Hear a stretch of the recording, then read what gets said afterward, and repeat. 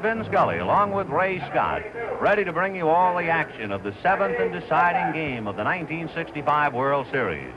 This game is being sent your way by the Gillette Safety Razor Company and Chrysler Corporation, who also bring you exclusively on NBC such outstanding sports events as the All-Star Baseball Game, NCAA Football, and the 1966 Rose Bowl Game, to say thank you for using their products.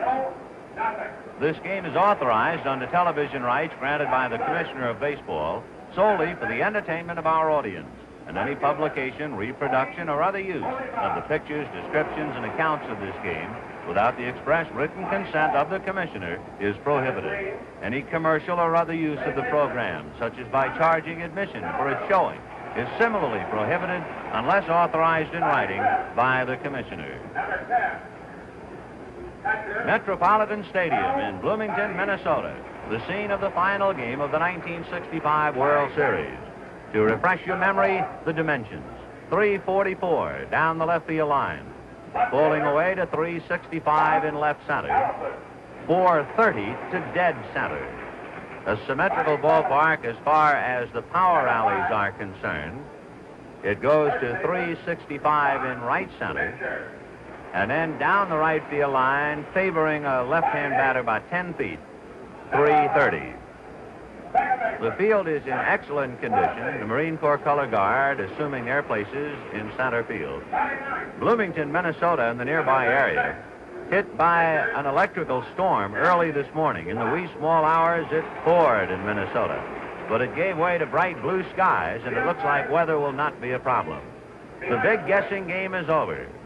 Sandy Koufax is the Dodger pitcher.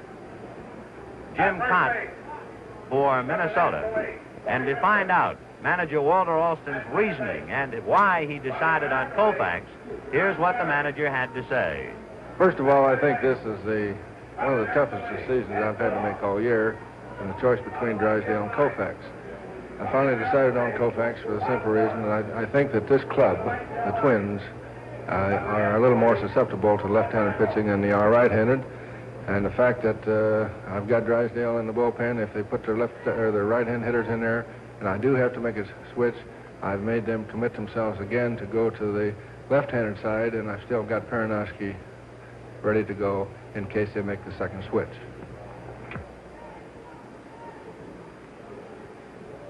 You're looking now at the Dodger bullpen contingent and also the big left-hander Jimmy Cott, 18-game winner in the American League.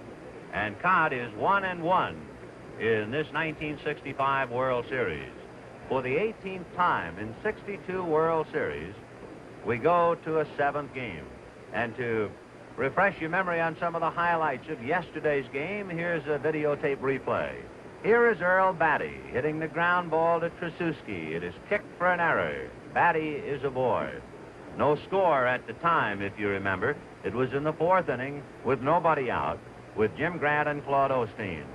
And here was Bob Allison with the count, no balls and 2 strikes. Osteen later said his spikes caught in the dirt and caused him to make this pitch. And it was hit out 375 feet into the left center field seats. And the Twins were off and running 2-0.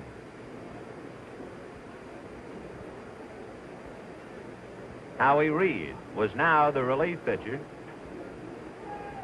It was the 6th inning with 2 on, and Jim Grant the batter.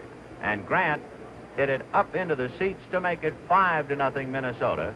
Jim became the first American League pitcher to hit a home run in the World Series since Jim Bagby did it for Cleveland against the Brooklyn Dodgers 45 years ago. Lou Burdett, who wears 33 when he played, homered against the Yankees in 1958.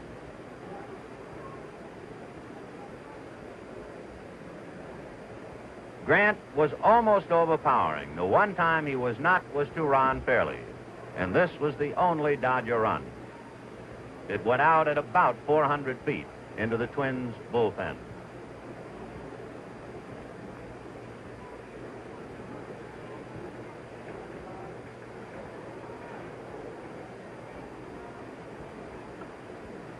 But that was yesterday, and this is the big one today. And let's take a look at those fellows whose names are printed boldly on the Dodger lineup card. Shortstop Maury Wills opening it up. Jim Gilliam at third base. There are no surprises today for either team. Willie Davis in center field, hitting third. Lou Johnson in the cleanup spot, as he always is against left-handers. Ron Fairley hitting fifth. Wes Parker at first base. Dick Tracewski playing for the injured Jim Lefevre, who tried to make it today but couldn't do it. The catcher, Johnny Roseborough, and the pitcher, Sandy Koufax. This seventh game of the 1965 World Series being brought to you from Metropolitan Stadium in Bloomington, Minnesota.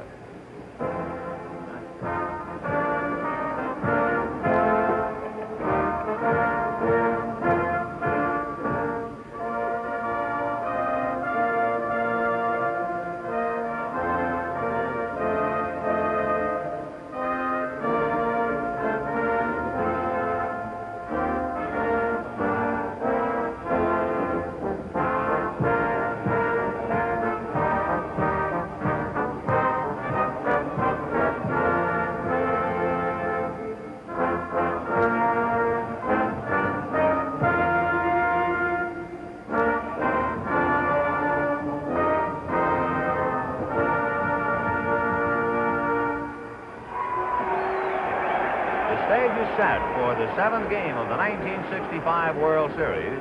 To give you the Minnesota lineup and the first 4.5 innings of the game, the voice of the Minnesota Twins, here's Ray Scott. Thank you, Vin Scully. The lineup today for the Twins: at shortstop, Zoilo Versalles. In center field, Joe Nossick. In right field, Tony Oliva. Batting fourth and playing third, Harmon Killebrew. Batting fifth is the catcher, Earl Batty. Bob Allison will be in left field. Don Mincher bats seven and plays at first. The second baseman in the number 8 spot is Frank Quillisi, and the pitcher, with a record of 18 wins and 11 losses in World Series play, 1-1, left-hander Jim Cott. We asked Jim about pitching on just 2 days' rest, and this is what he had to say. I feel that the amount of rest between starts can have a little to do with a pitcher's rhythm, but not quite as much as his natural stuff. There's some days you can go out there with a week's rest and have real good stuff, and other days you can come back with 10 days rest and not have anything at all. As for the importance of the ball game, every pitcher, I think, looks forward to a challenge of this sort, and I'm certainly looking forward to it. So said Twins left-hander Jim Cott just a short while ago. The umpiring assignments today will find Ed Hurley of the American League behind the plate, as he was for the first game of the series. At first base, it will be Tony Venzen. John Flaherty is at second, Ed Sudol at third. On the lines, on the left field line, Bob Stewart. On the right field line, Ed Vargo. The temperature is 60 degrees. The wind today is out of the northwest at 9 miles an hour, so it should have no bearing at all on anything hit into the air. And we are indeed very happy, all of us, that the weatherman's forecast of about 36 hours ago was wrong, and his latest forecast apparently will hold true. No rain. Let's review the World Series briefly. The Twins won the opener by a score of 8-2. The second one, 5-1. The two games, the first two played here at this Metropolitan Stadium. And then to Los Angeles, where the Angels won 4-0 behind Osteen, 7-2 with Drysdale.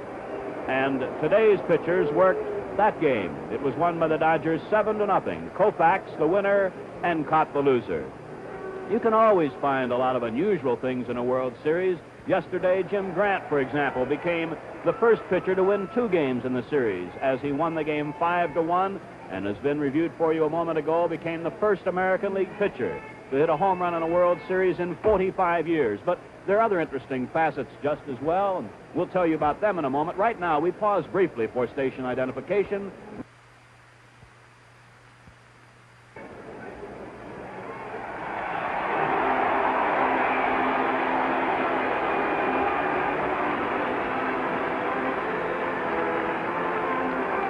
Twins take the field before this highly partisan Twin crowd. Defensively, the Twins will have at first base today Don Mincher. At second base, Frank Quillisi. And at shortstop, Zoilo Versailles. Harmon Killebrew at third. Bob Allison in left. Joe Nossick in center. Tony Oliva in right.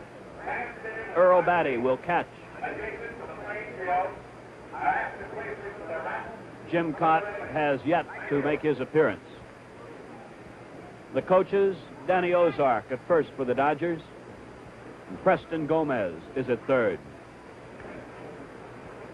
6 games have been played, and 6 games have been won or lost by the starting pitcher. Every winning pitcher in this series went the distance. No relief pitcher has been involved in a decision, winning or losing. The Dodger leadoff batter is Maury Wills. He has had a great series. He has 11 hits in 26 at-bats. He has knocked in 3 runs. He has stolen 3 bases. In the regular season, Wills hit .286, knocked in 33 runs. Ben?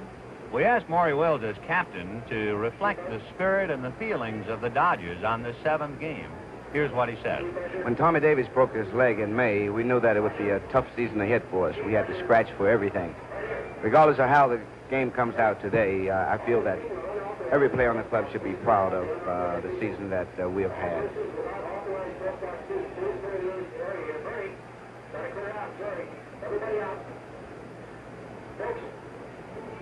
Jim Cott tried to throw a slider several years ago and decided that as a result of throwing the slider that his curveball was less effective. But then he went back to using the slider and now regards it as one of his most effective pitches. Cott was a winner over the Dodgers and Sandy Koufax here at Metropolitan Stadium, a loser to the Dodgers and Koufax at Dodger Stadium. And so today's pitchers have identical World Series records in 1965, 1 win, 1 loss. Maury Wills against the same sort of an inner defense by the Twins, up at first and third. Ball 1 is inside and low.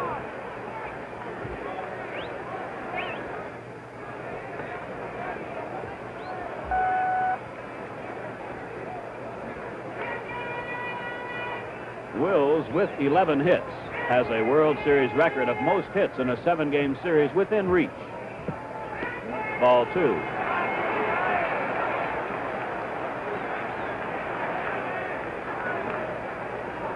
As yesterday, manager Sam Neely has backup pitching ready from the outset. As Cott starts the game, Merritt and Klipstein work in the bullpen. Strike 2 and 1. Most hits in a 7-game series by Bobby Richardson of the Yankees as we look at the Twins bullpen. Merritt the left-hander, Klipstein the right-hander. Foul away, 2 and 2. Bobby Richardson has the World Series record of 13 hits in a 7-game series. 2 and 2 to the Dodger leadoff batter, Maury Wills, with Jim Gilliam on deck and Willie Davis below deck. Strike 3.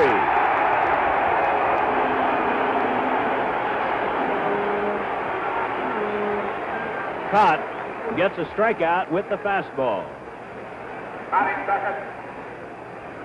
When Cott defeated the Dodgers 5-1 on a 7-hitter, he walked 1 and struck out 3 and hit a batter. Second time around against the Dodgers, he went just 2 1/3 innings and gave up 4 runs on 6 hits. Here's Gilliam, 4 hits in the series. And there's number 5. Bob Allison grabs it in left, and Gilliam has the first hit of the 7th game.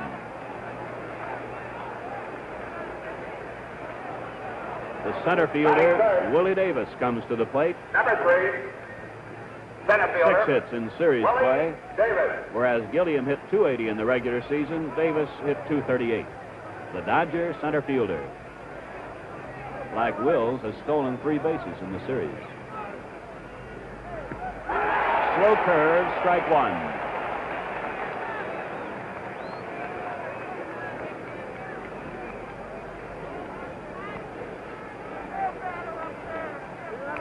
Mincher holding with Gilliam. Killebrew at the edge of the grass at third. Outfield shaded a bit to the right. The bunt. Caught. Looks at first. Looks at second, rather. And as Gilliam is in at second, Davis is out. Quillisi took the throw at first. Batting fourth. So a Dodger runner at second with 2 down. Here is the left fielder, Lou Johnson. He has knocked in 3 runs in the series and has collected 7 hits. No score, Dodger first inning. Gilliam on second, 2 out.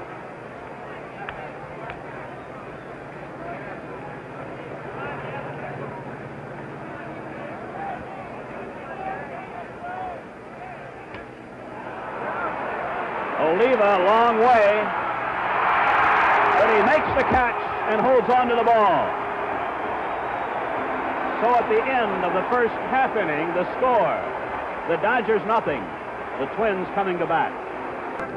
The Dodger defense, Wes Parker at first, Dick Krasuski at second, Maury Wills the shortstop, Jim Gilliam at third. Lou Johnson is the left fielder, Willie Davis in center. Ron Fairley is in right.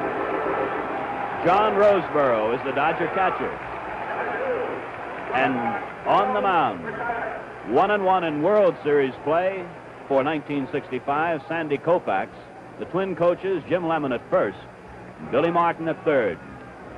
Leading off for the Twins, Zoilo Versalles. 7 hits in the series, 4 runs batted in.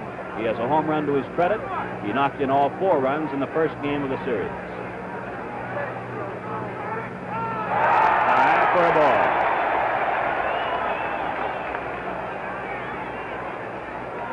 Koufax bested Cott 7-0 on a 4-hitter Monday in Los Angeles. Walked 1 and struck out 10. 1-1.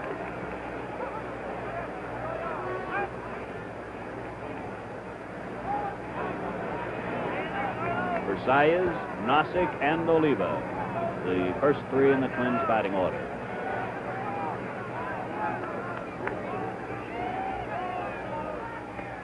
Ball 2, 2-1.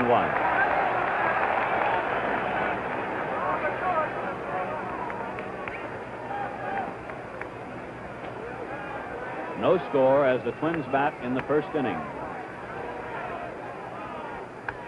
Foul back, 2-2. Gilliam has been playing about a step in front of third. With a 2-2 count, the third baseman retreats, as does first baseman Wes Parker. Dodger outfield shaded to the left.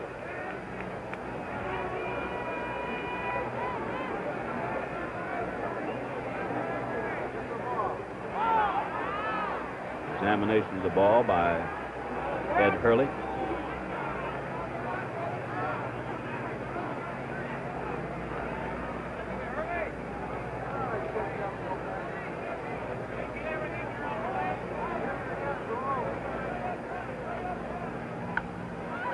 Another foul back.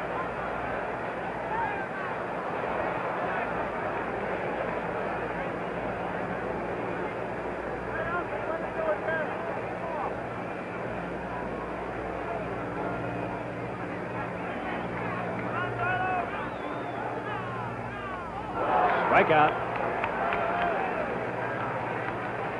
1 away. Batting second. If you're interested, as I am, in how Koufax has done pitching on 2 days rest, at the end of September, he had a 2-day break, worked on October 2nd. He allowed 1 run, struck out 12, walked 4, allowed only 4 hits, and that was against the Braves, and he was a winner. Here's the center fielder, Joe Nossick. Does not get the fastball, strike 1. Nossick 4 for 16 in the series, the Twins center fielder.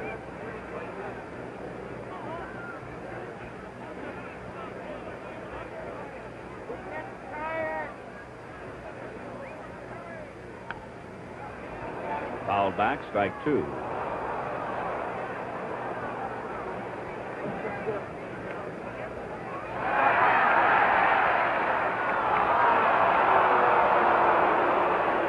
The sun is shining here in Bloomington, Minnesota, but through a bit of a haze right now.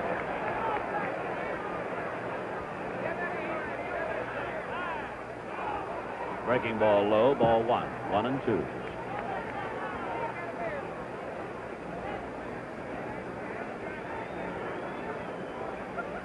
In the line of incidental information, Metropolitan Stadium is located equidistant between downtown Minneapolis and downtown St. Paul.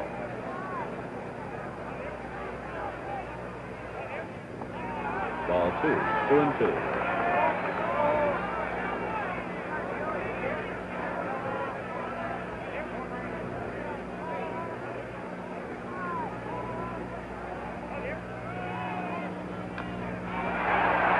Wills, the shortstop, out, 2 down. We asked Johnny Roseborough, who catches Sandy Koufax, what we should look for today. Here's what he said. If Koufax is right, if he keeps his pitches down, I don't think we'll have any trouble. I think the mound here in this park is a big factor with our ball club. I mean, our ball club's been keeping the ball high because of the flat mound. I know at home that they sort of tailor the mound for our pitcher's needs, which is a sharp breaking mound, which helps him keep the ball down. Now, Sandy's problem, when he has problems, is that he gets the ball up. And if you see the ball, again, above the waist with Sandy, you know that he's in trouble, and he'll start throwing his big curveball. The curve is in to Oliva for called strike 1. Oliva, 5 hits in the series, including a homer. First inning, Twins batting with 2 out, none on, no score.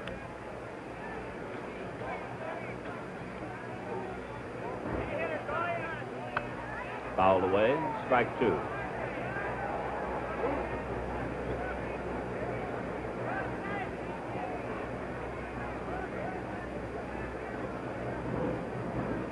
Killebrew in the on-deck circle chatting with Oliva. Killebrew, incidentally, said before one of the games of the series that Koufax was scheduled to pitch, that after having seen Koufax one time in the World Series, that Koufax had about the best curveball he had ever seen from a left-hander.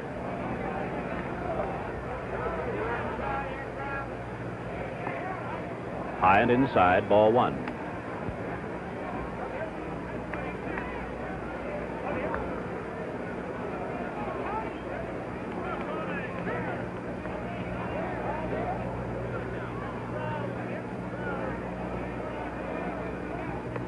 Ball 2.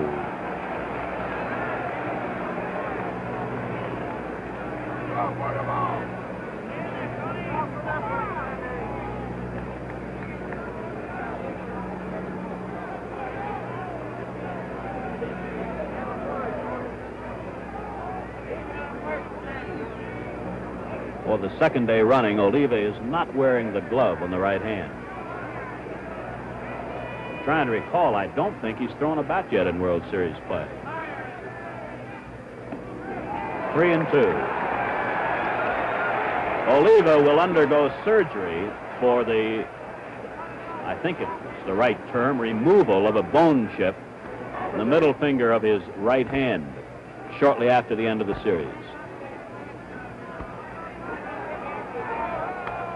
Foul back.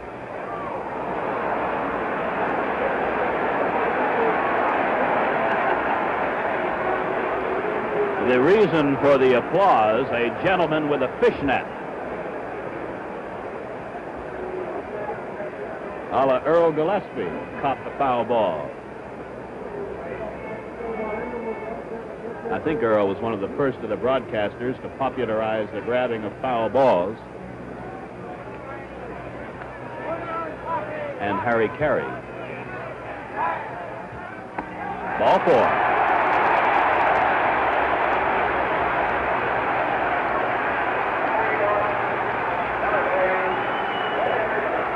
That's the third walk in the series by Koufax. 1 in each of his 3 starts. Here is Killebrew. 5 hits, 18 at-bats in the series, including a homer.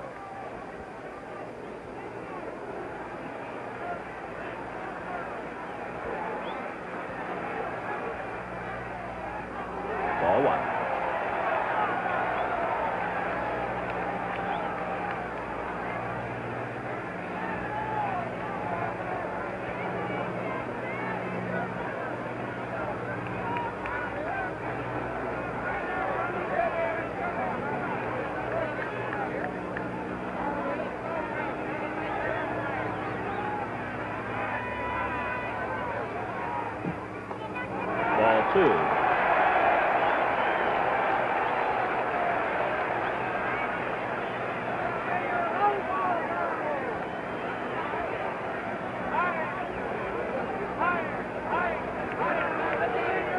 outfield is deep, around to the left.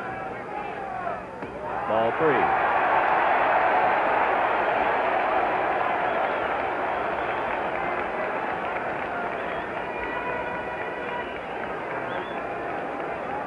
Killebrew has a look at third base coach Billy Martin. During the regular season, more times than not, a Killebrew was not given the take sign in a similar situation. Ball 4.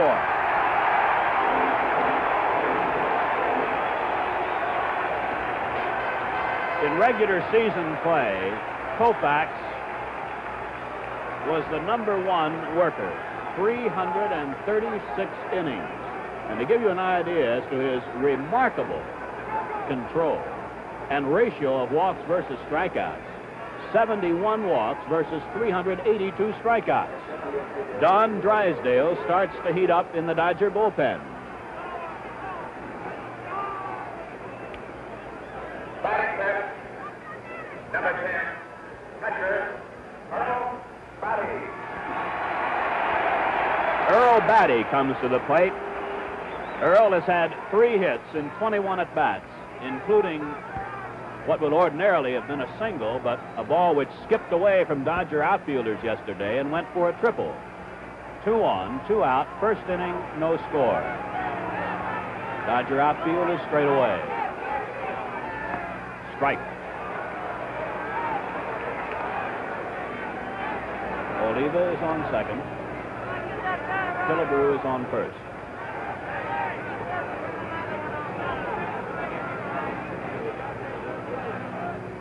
Strike 2.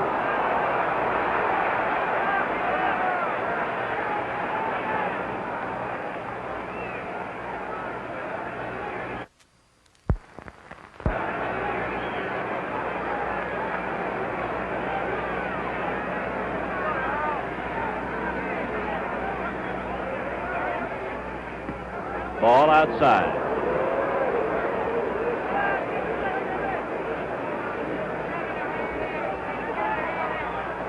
Koufax struck out Versailles swinging, got Nozick on a bounder to short, and has walked Oliva and Killebrew.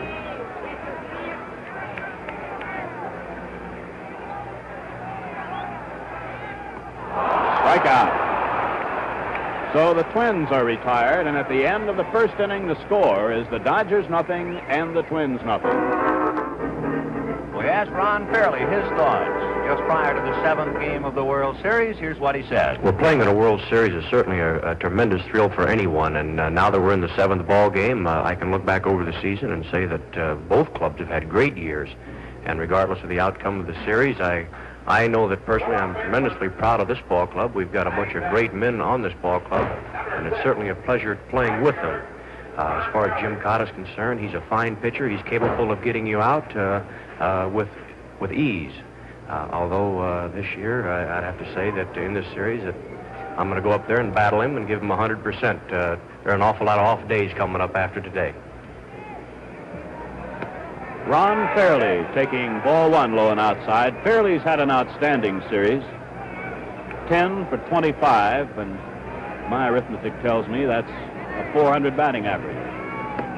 Ball 2. And he also is the leader in runs batted in with 6 in this series. The Dodger right fielder, Ron Fairley. No score as the Dodgers bat in the 2nd. Fairley to be followed by Parker and Krasuski.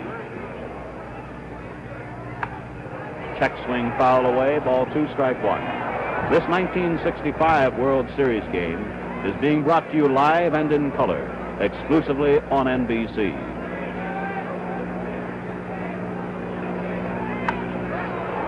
Slicing foul, 2-2. Ben, may I ask you something concerning Don Drysdale, who was warming up in the first inning? Is he a fellow who can get ready in a hurry? Yes, Ray. The pattern of Koufax and Drysdale is completely different as the fact that they're left-handed and right-handed. Koufax has trouble in the early innings. Drysdale has trouble in the late innings when he tires. Earl Batty looking for it. One away.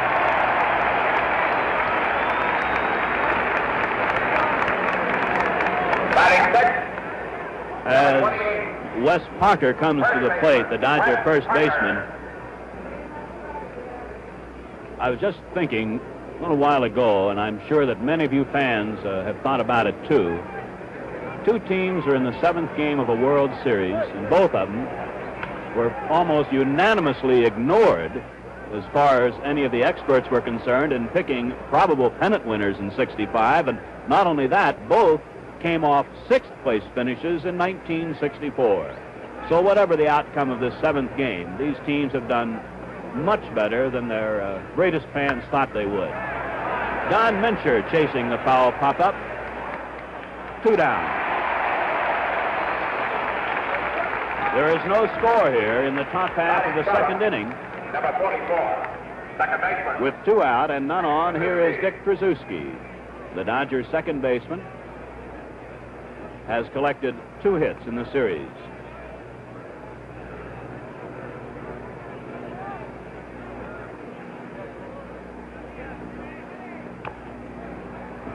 Foul at third.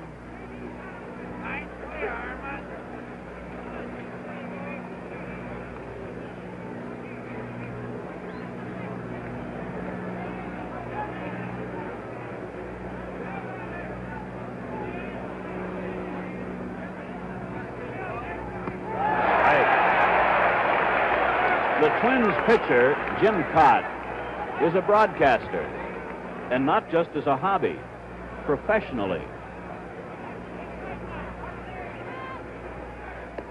Ball 1. Jim works in an area radio station. By area, I mean of the suburban Twin Cities.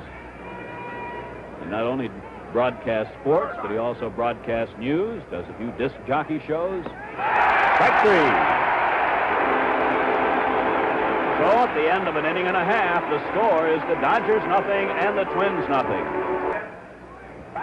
On the general subject of baseball, a thought we'd like to pass along that concerns the attendance records that are being broken in baseball, the American cities boasting of new stadia made possible through baseball, the commissioner of baseball, and all those connected with the game. Salute the young men of the country who play the game, and all of those folks who make it possible for them to play. Bob Allison fouling off the first pitch here in the last of the 2nd. Allison has 2 hits in the series. One was a big one, a 2-run homer yesterday that put the Twins ahead 2-0.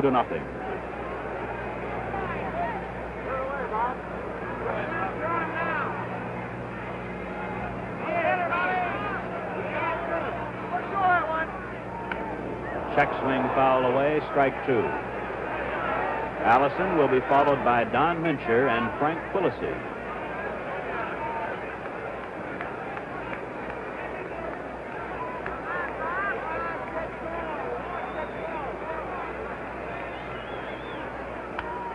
Fouled away.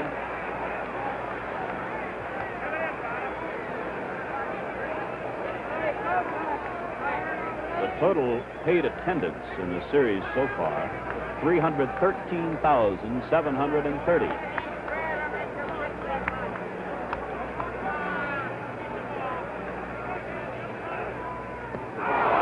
Struck him out. Strikeout number 3 for Koufax, and with 1 down in the Twins' 2nd, the first baseman, Don Mincher, comes to the plate.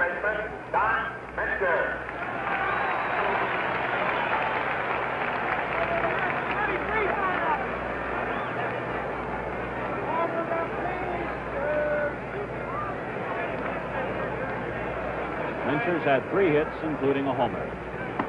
Strike.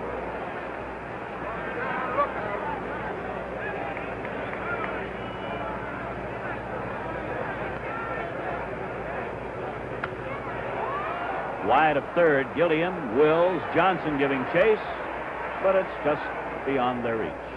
Strike 2.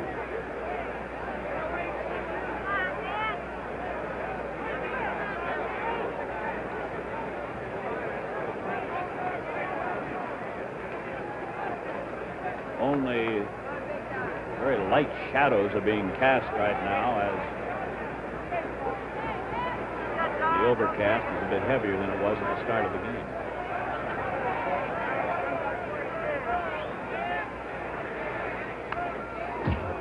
Mincher waiting on the changeup, fouls it back, strike 2.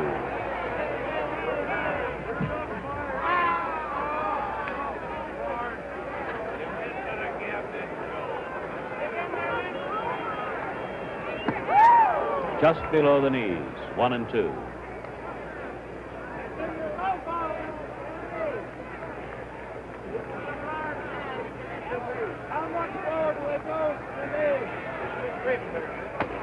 Fastball high, 2-2.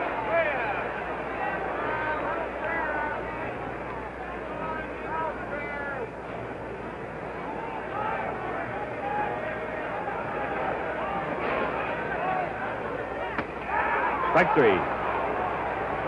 Well, that's 4 strikeouts now for Koufax, 3 in a row. And the batter is Quillisi. 3 hits, 17 trips. Last of the second, 2 out, none on, no score.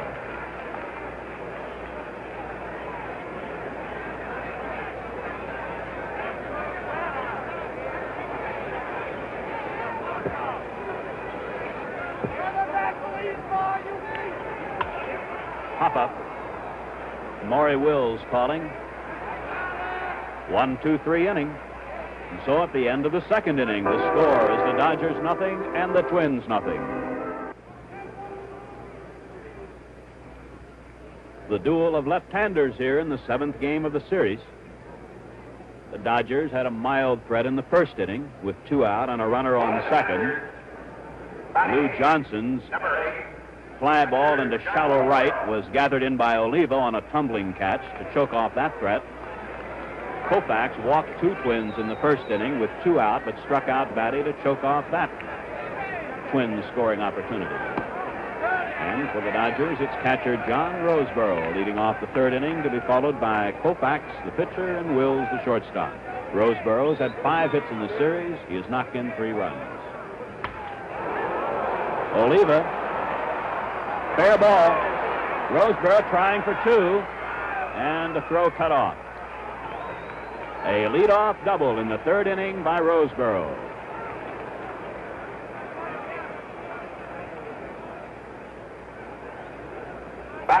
So hit number 2 off cut. And the pitcher, Koufax, comes to the plate. Koufax in the series has a base hit. 1 hit in 6 at-bats, and he knocked in a run with it. Twins immediately set the defense for the bunt. Mincher in tight at first. Killebrew will try to anchor at third if possible. Fouled back for strike 1. Cott has been rated since coming to the big leagues as one of the very best fielding pitchers in the league. He won't hesitate if he thinks he has any chance at all in this situation. For example, if he fields a bunt, he won't hesitate to go to third if he thinks he can get the runner.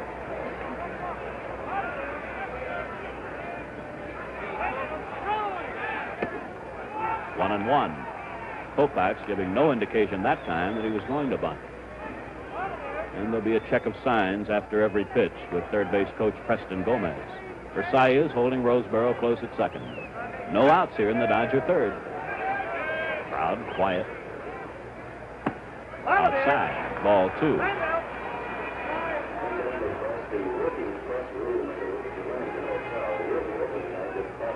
Versailles to the mound.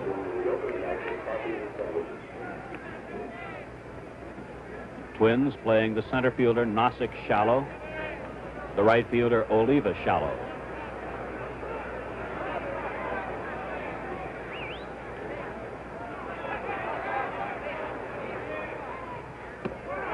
Ball 3.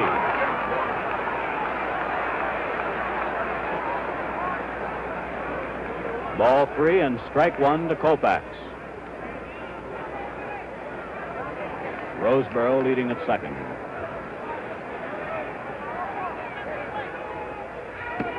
Three and 2. Now the Dodgers must make a decision. Is the bunt sign still on? Mincher has retreated several steps at first. Ball 4. There's the first walk. And Cott is in a 2-on, no-out jam in the third of a scoreless game. And the batter will be Maury Wills. But before Wills comes to the plate, he's having a conference at the Dodger dugout with manager Walter Alston.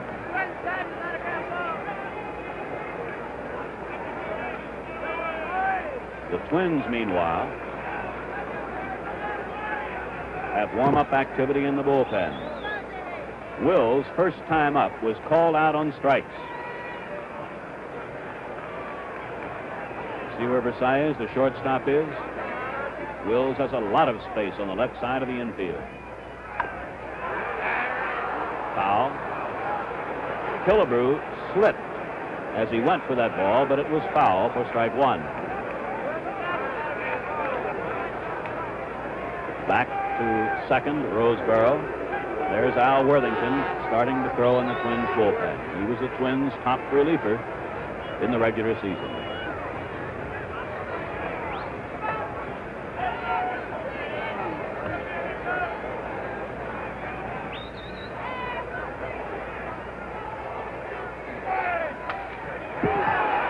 Foul back out of play. Strike 2, and Wills must get a new bat. That one was sawed off. Roseboro led off this third inning with a double to right.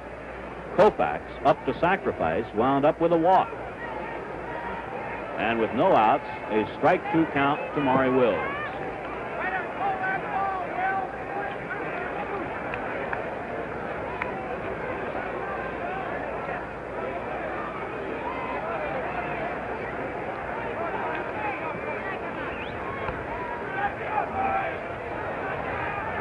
Killebrew in one step at third.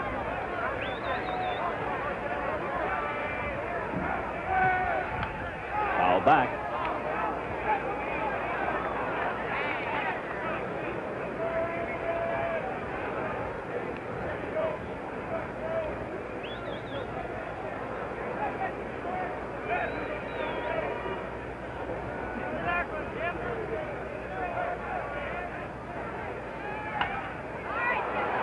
Quillisley has one play, and that's the first.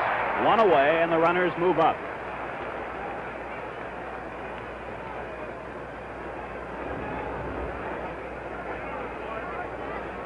The batter, Gilliam, singled to left in the first inning. It was Gilliam's 5th hit of the series. The Twins play the infield up all the way around. Ball 1.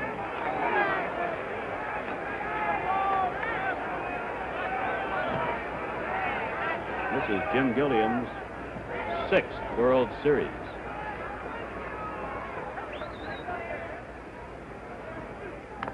Foul, 1-1. If you like to look ahead, as every manager must, the on-deck batter is Willie Davis, and he bats left-handed.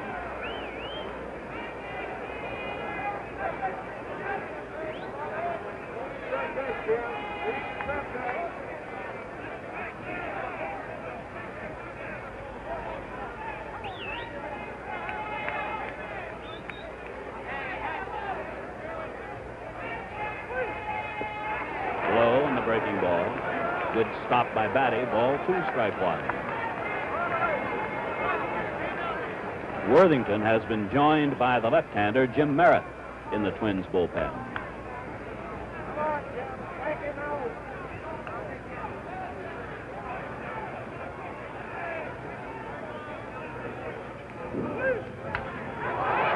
Into shallow right, Oliva, and Roseboro will be held at third.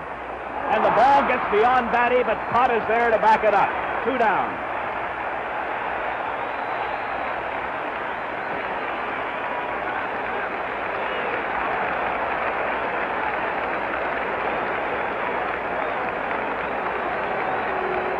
Jim Cott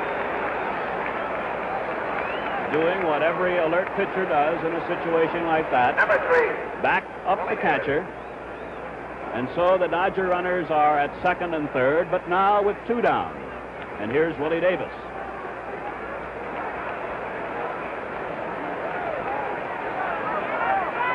Killebrew is in tight at third.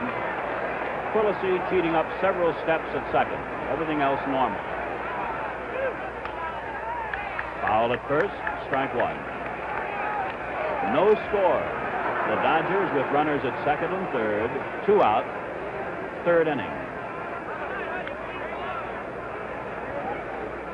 Cott starting off Davis as he did in the first inning when Davis grounded out. Starting him out with a slow breaking pitch.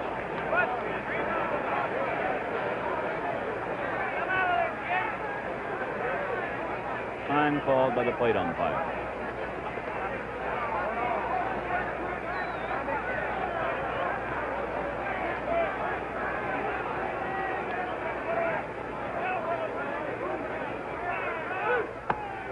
High with a fastball, 1-1.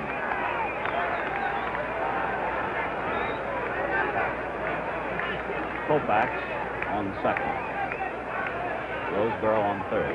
This is the man Cott wants to get out. The next man is a right-handed batter, Lou Johnson. Earl Batty looking for it.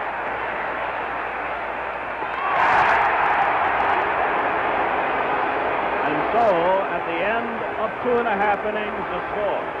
The Dodgers nothing, the Twins nothing.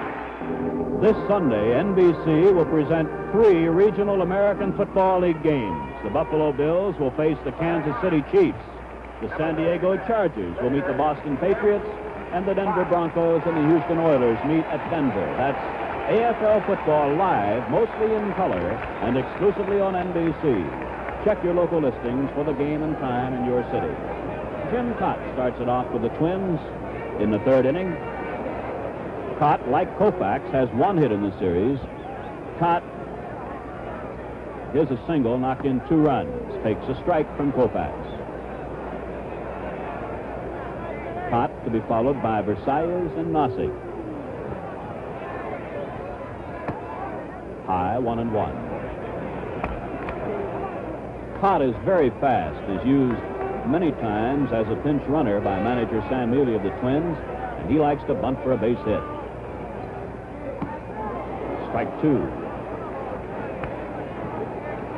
The sun again breaking through.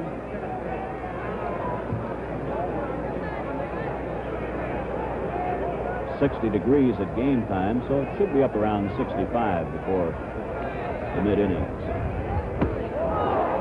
5 strikeouts for Koufax. Number 2. The Dodger left-hander has retired 5 Twins in a row, 4 by way of strikeouts, and here is Versailles, a strikeout victim in the 1st inning.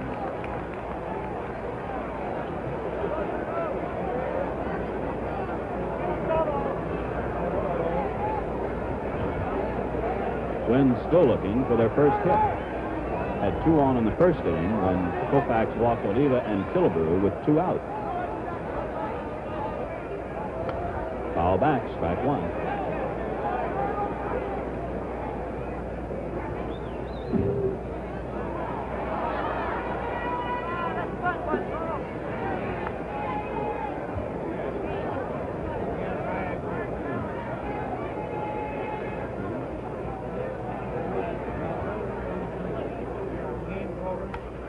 Another foul back out of play, strike 2.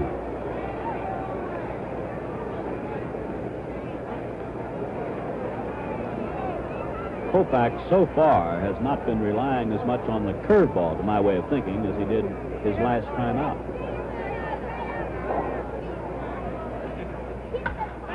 Base hit.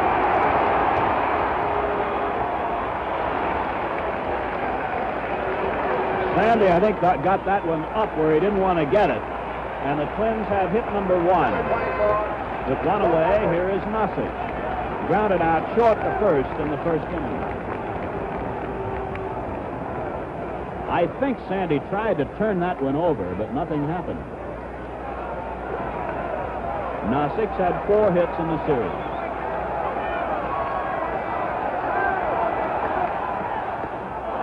Nossic going after the very high pitch, strike one.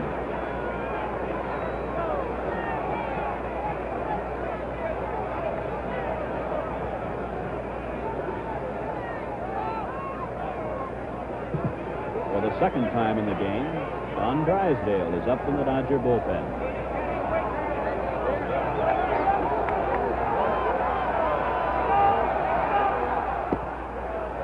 Just off the outside edge, 1-1. Second time the big right-hander has heated up today. Versailles led the Twins in stolen bases in the regular season, and the crowd here, aware of that, still chanting goal.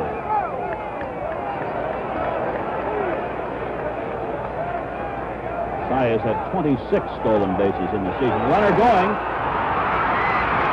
Safe.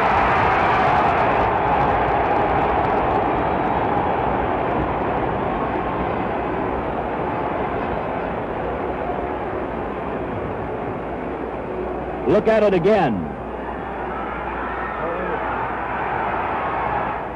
Now, meanwhile, there is a discussion involving the home plate umpire, Ed Hurley, the first base umpire, Tony Benson, manager Sam Mealy has come out, and Versailles is being sent back to first. Could time have been called? That's a question I'm asking myself. Could interference have been called on the batter? Nossic took a cut at the pitch. Nossic has been called out. It's the second out of the inning on interference.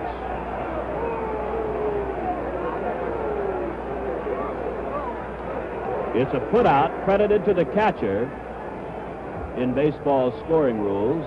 Versailles has to return to first, and with 2 out, here is Tony Oliva. So you'll have to do what I'm doing right now. If you're keeping score, take that S off your scorecard for stolen base. The batter is Oliva, walked in the first inning.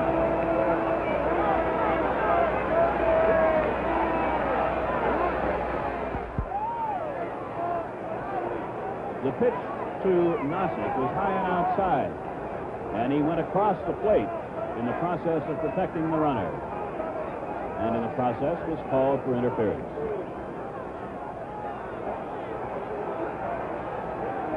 No score, Twins batting in the third. 2 out, Versailles on first.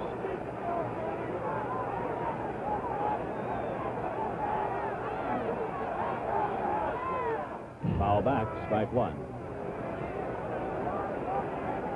Oliva seldom walks. In the regular season, 576 at-bats, he walked only 55 times. There is the umpire's version of a strike zone, and there is Oliva's version, and they differ.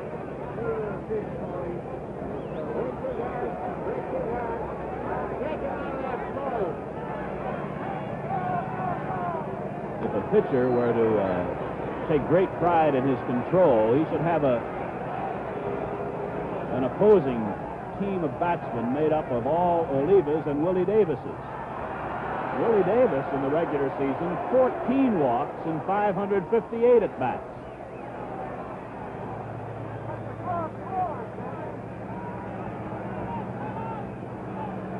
Speaking of Willie Davis, the Dodger center fielder is playing Oliva about 8 or 10 strides toward left. Strike two.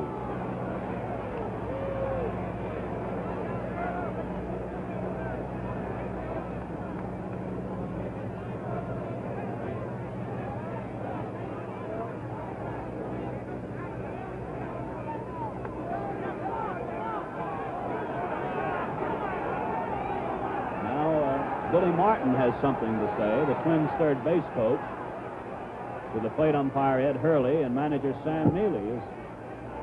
They're questioning Koufax's move to first, claiming he is not stopping.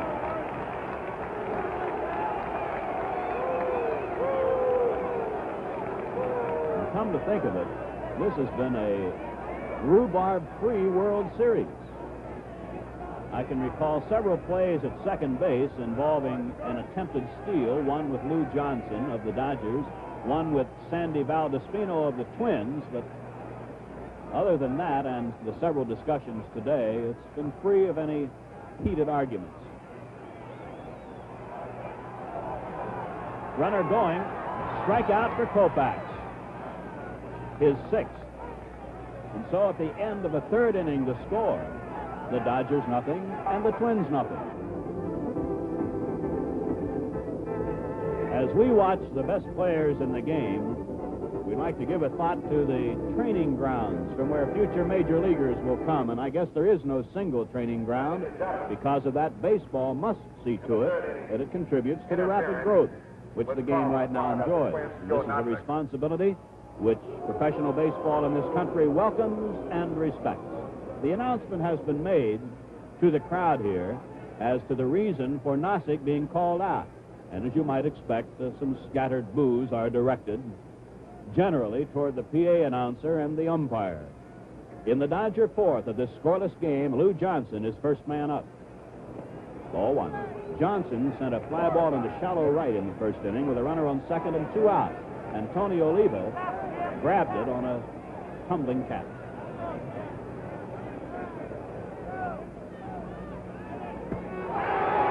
One and one. Hot has an effortless sort of emotion.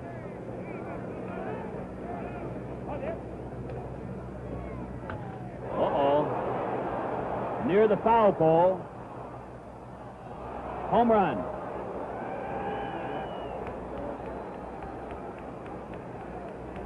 Lou Johnson has his 2nd home run of the World Series, and the Dodgers take a 1-0 lead.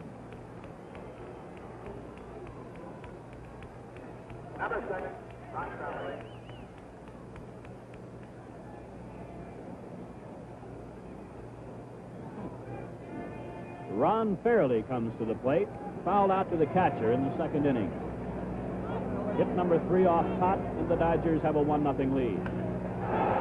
Near the right field corner, fair ball beyond Oliva. Fairley will hold up at 2nd. And the Dodgers hit the fastball for the homer, the off-speed pitch for the double. And hurry-up activity in the bullpen for the Twins on the part of Al Worthington.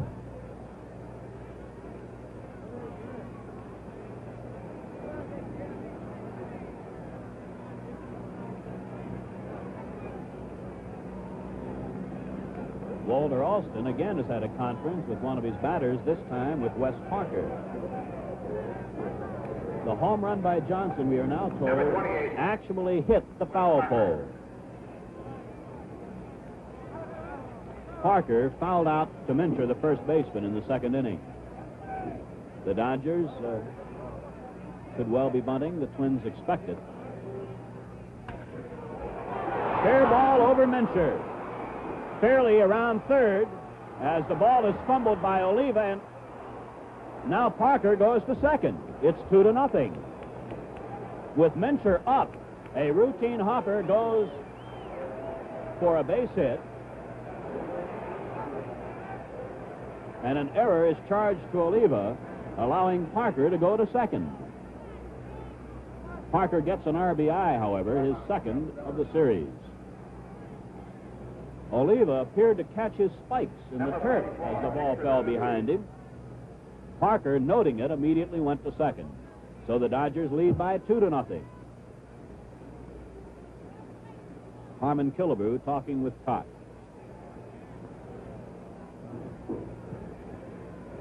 Mincher was at the edge of the grass, and as a result, Parker's bounder went for the base hit, and manager Sam Mealy comes to the mound.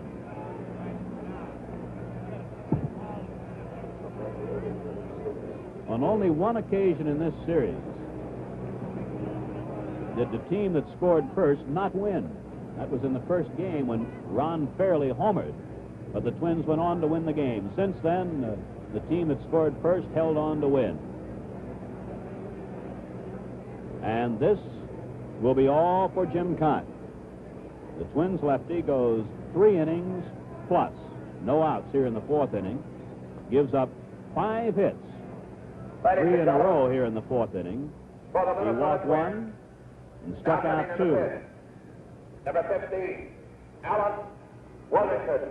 And Al Worthington is announced as the reliever for Cott here in the Dodger 4th inning.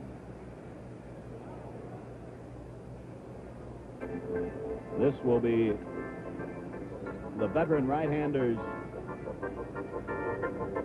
second appearance in the series. Worked 2 innings and gave up 2 hits, but no runs were charged to him. In the regular season was the Twins' relief ace. Appeared in 62 games, won 10, lost 7, but more important, saved 14. And his earned run average was 2.14. He allowed only 57 hits in 80 1/3 innings.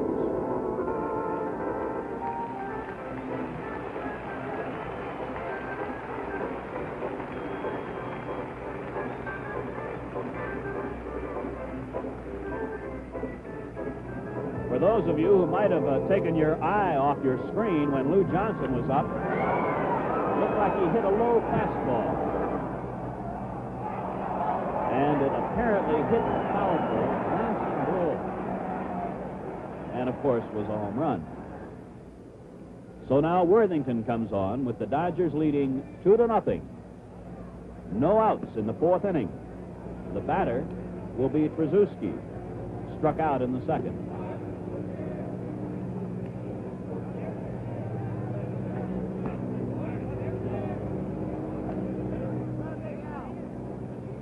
To my knowledge, this is the earliest that Worthington has appeared in any game in 1965 for the Twins.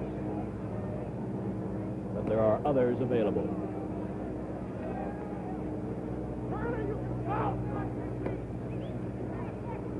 Worthington throws the curveball.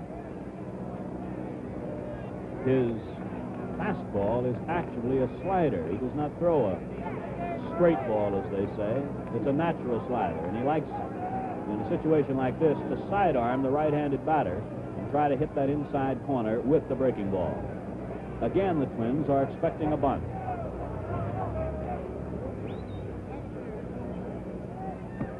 Strike. Versailles is behind the runner at second, Parker.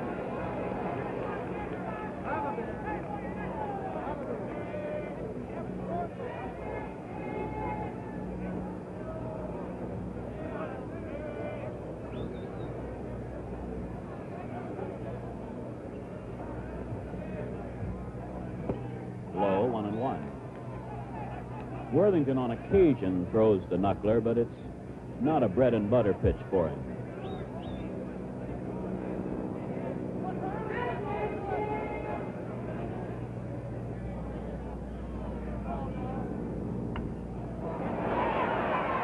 Worthington grabs it, 1 away. That could have been quite a collision. Killebrew not fallen away at the last moment. The batter, Roseboro. Doubled in the 3rd inning when the Dodgers posed a big threat that Cott pitched out of it. In the Twins bullpen, Johnny Clipstein and Jim Merritt are working. In the Twins' 4th inning, the 4, 5, and 6 batters are due. There's the young lefty Merritt and the right-hander Clipstein.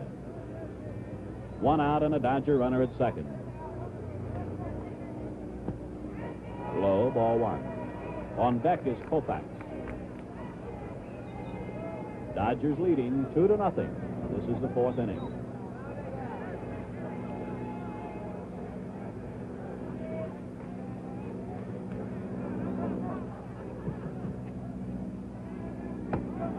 Ball 2.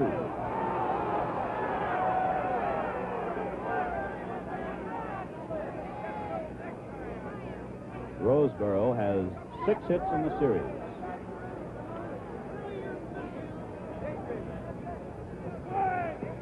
Breaking ball low and inside, ball 3.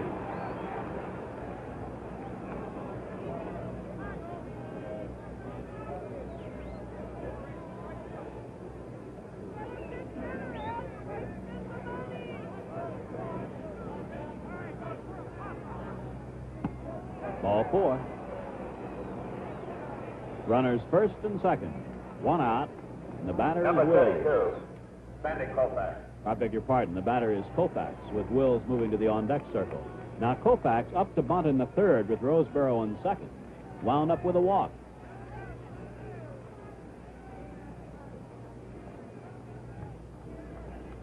The Dodger pitcher seeking to join the Twins' Jim Grant as a two-game winner in the series.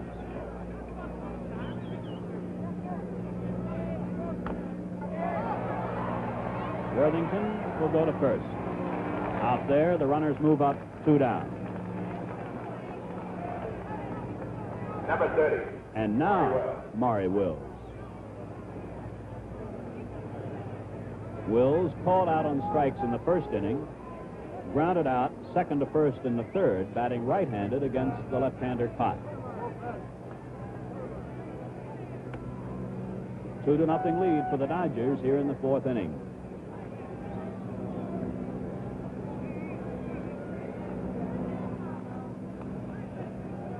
The Twins use just about the same infield defense against Wills in this situation with runners on at second and third as they do with nobody on. Up tight at first and third, more than halfway at second and about halfway at short. Al Worthington trying to close the door on the Dodgers here. Ball one.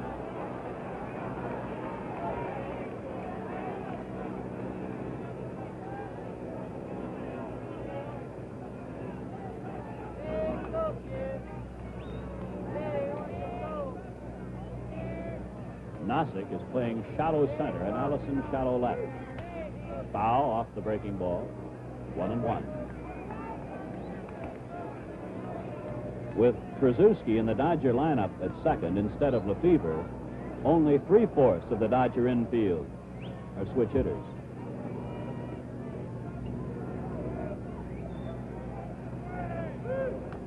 Foul. 1-2.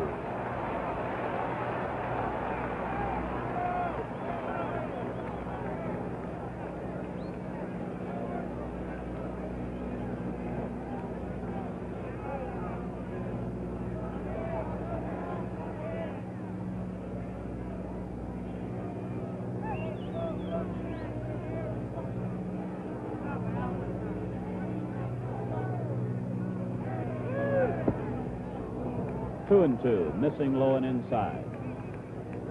That was Worthington's hard slider.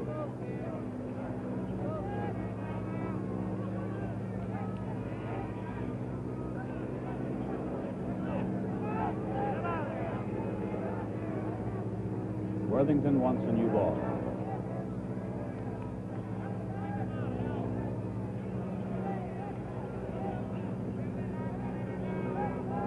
Third is Parker. 1 second, Roseboro.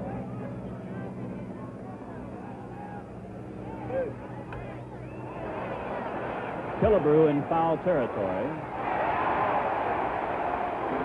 So the Dodgers are out, but scored twice. And at the end of 3.5 innings, the score is the Dodgers 2 and the Twins nothing.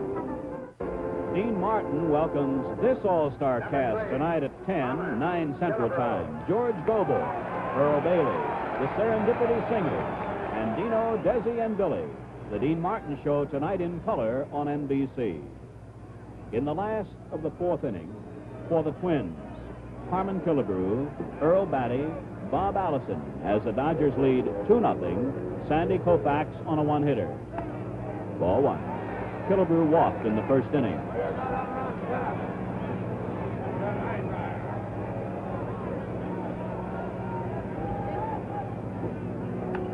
Foul back.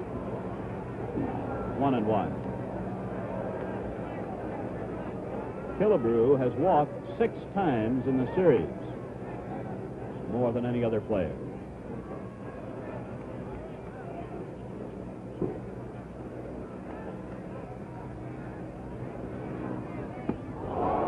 Ball one and strike 2. Koufax has 6 strikeouts. He has walked 2 and the only hit, a single by Versailles in the third.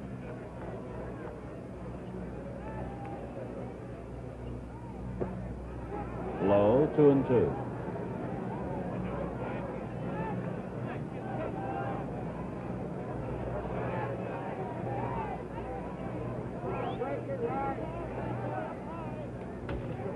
Back to the mound. One away. Number 10. Here's Earl Batty, a strikeout victim in the first inning.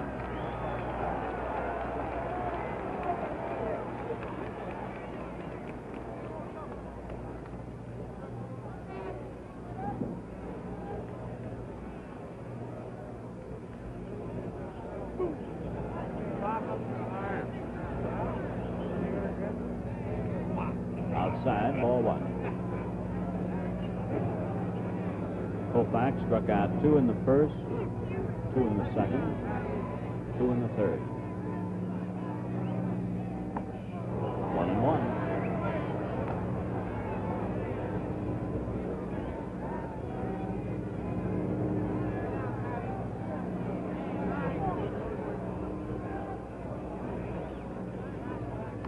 Foul back, 1-2.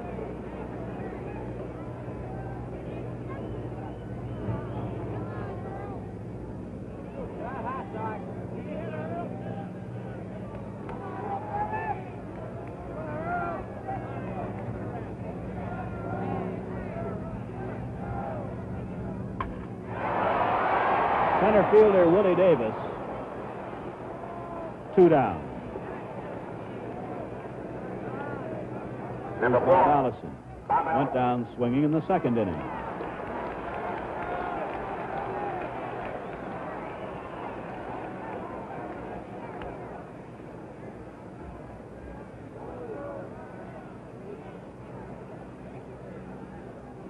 Dodger outfield plays deep and to the left for Allison.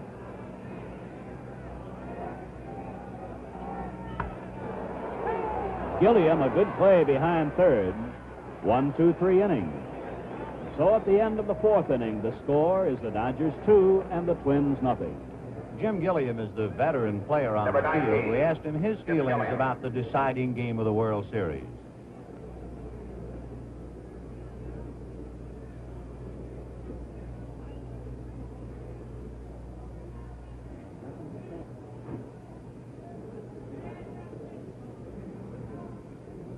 And he had nothing to say. All right, then. Gilliam taking inside from Alan Worthington for ball 1.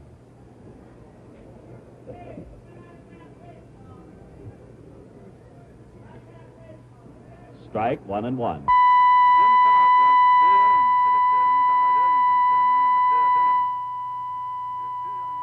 Choked off the Dodgers as the 2 runs are charged to the Twins starter, Jim Cott. Low and inside, ball 2.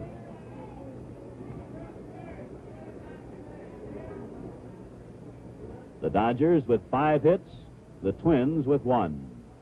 Gilliam will be followed by Davis, Willie Davis, and Lou Johnson.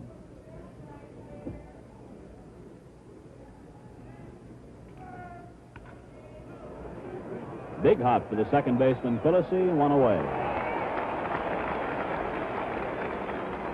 Worthington is due to be the third Twin batter in the last half of this 5th inning. Here's Willie Davis.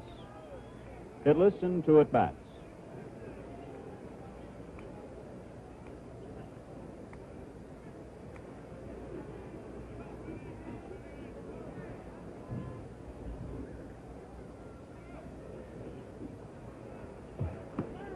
Strike.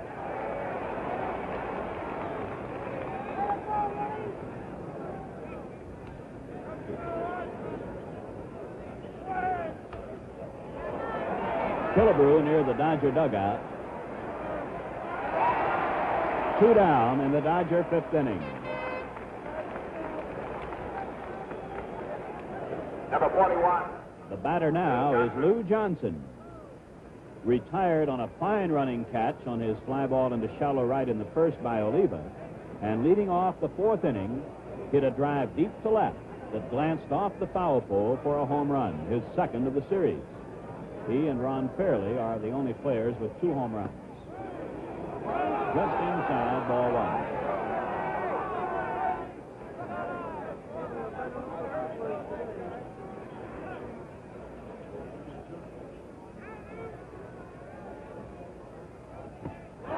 Breaking ball, 1-1.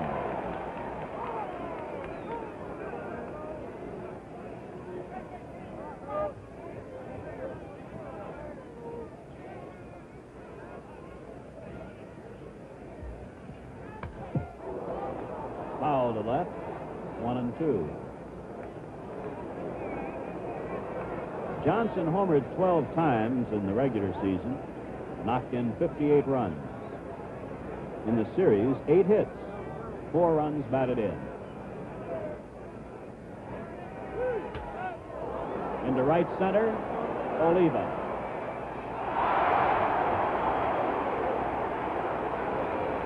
And so, at the end of 4.5 innings, the score is the Dodgers 2 and the Twins nothing. A look again at the catch made by Oliva. He gets a great jump on the ball and is, you've noted, I'm sure, extremely graceful. To carry you along the rest of the way, the voice of the Dodgers, Vin Scully. Thank you, Ray. Don Mincher hitting the high pop fly back at third. Gilliam. 1 away. The totals through 4.5. The Dodgers 2 runs, 5 hits, and no errors. They have left 5. The Twins, no runs, 1 hit, and 1 error. They have left 3. Rich Rollins comes out on deck to bat after Frank Quillisi, so Alan Worthington will come out. Johnny Clipstein is down in the bullpen. Strike.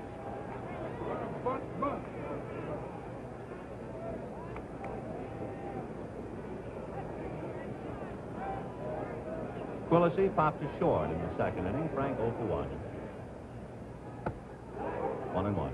Koufax, through 4 innings, does not have much of a curveball. He's been doing it with fastball up to here.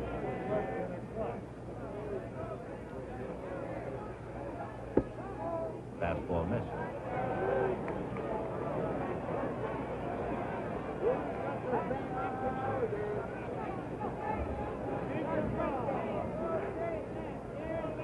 Two and 1. Hit into the left center field. Johnson going back and over, and it's off the fence, bouncing high in the air. Johnson recovers. It's a double for Quillisi.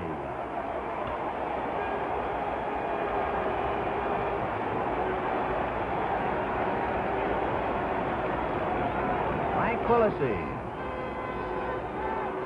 hitting the left center field fence. The ball retrieved by Lou Johnson. And now Rich Rollins will bat for Alan Worthington. For the Minnesota Twins, batting for the pitcher, Alan Worthington, number 9, Rich Rollins. Rollins is making his 3rd appearance as a pinch hitter in the World Series. Rich is 0 for 2. For Frank Quillisi, his 2nd double. He doubled against Drysdale the opening game. 1 out. 2-0 Dodgers, bottom of the 5th. And Drysdale gets up again in the Dodger bullpen.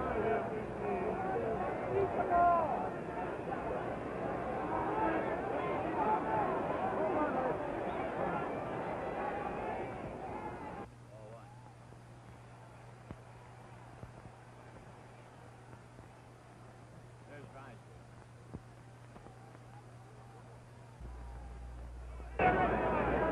One ball and no strikes.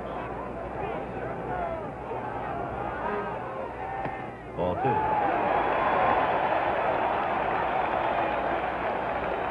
Tell you what, it must be like to pitch in the World Series. You realize that Jim Cott has been asked to pitch with 2 days rest, Koufax with 2 days rest, Jim Grant with 2 days rest. At Dodger Stadium, after winning, somebody asked Koufax, "How do you feel?" And he said, "Like I'm 100 years old." There's Frank Quillisi, second base.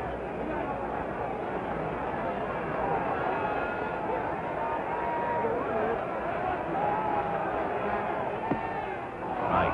All fastball. That's been his test. I think he has thrown one good curve for a strike. He threw it to Tony Oliva. Otherwise, fastball, fastball, fastball. He had one change-up to Bob Allison in the 4th inning, and Allison almost took the hands off Gilliam. 2-1. Fastball. 2-2.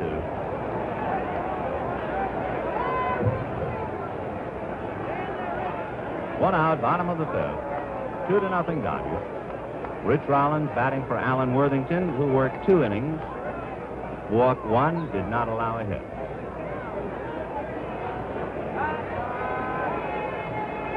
Koufax is battling for his 6th World Series decision. He has won 3 and lost 2, like the number he wears. Curveball, and he missed with it, and he wanted it.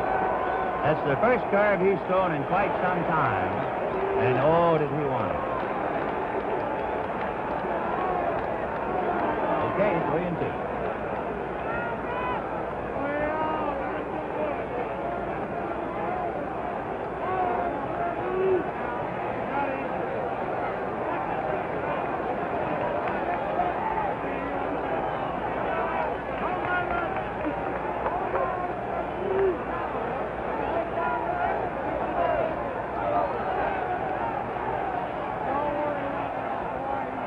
Big pitch, 3-2. Off the rubber.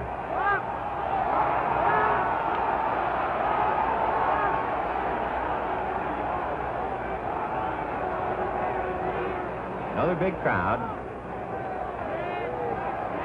And Roseboro talking now, perhaps about changing their sign. With the runner at second base, and after 6 games in the series, Quillisi has a good shot at Roseboro.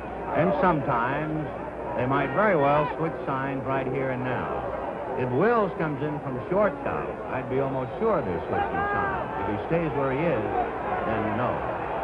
Because if they're going to switch signs, the infielder has to know about it. So forget it, he didn't come in from short.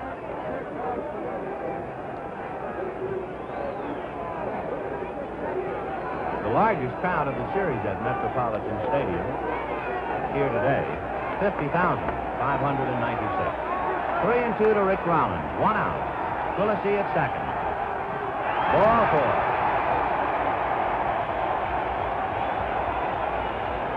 So Koufax is struggling. It's almost impossible to do it on 1 pitch in the big leagues, and he does not have a curveball. And Walter Alston going out.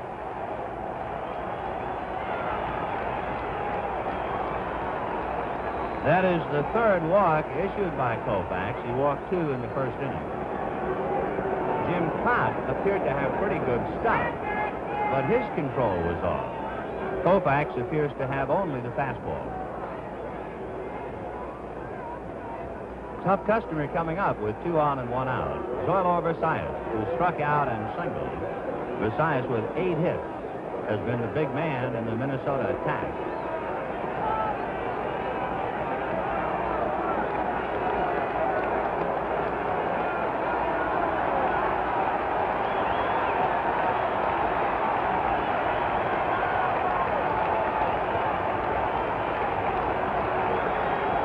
Crowd with a chance to make some noise as Zoilo Versailles comes up. Dodgers 2, Twins nothing. 1 out in the 5th, and the Twins trying to scrap back. On deck, Joe Nossick. Rollins at first, Quillisi at second. On a double and a walk with 1 out. Koufax checking with Roseboro.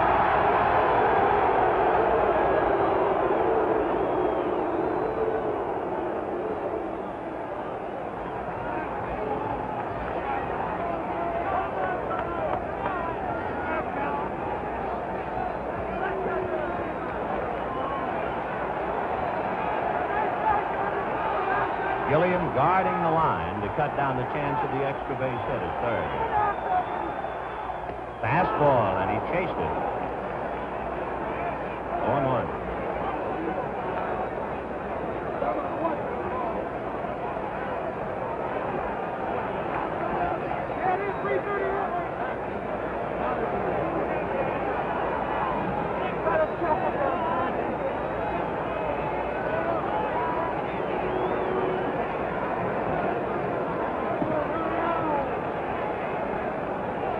Nothing Dodgers, bottom of the 5th, 1 on.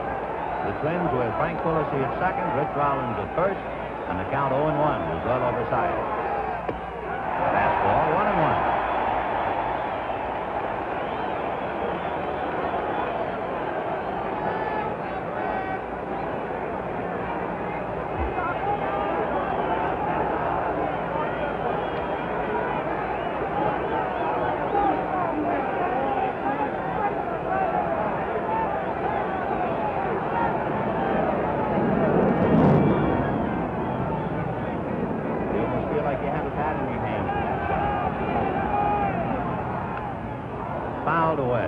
1-2. He switched the pattern on Josias. The first two pitches were very high. That one was down and away. But still all fastballs. That's really been his only pitch.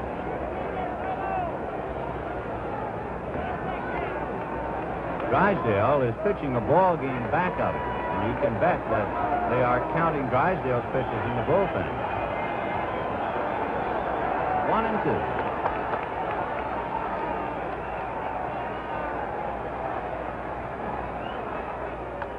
Fouled away, another fastball. It was somewhat like yesterday where Jim Merritt pitched almost as much as Jim Grant in the first couple of innings.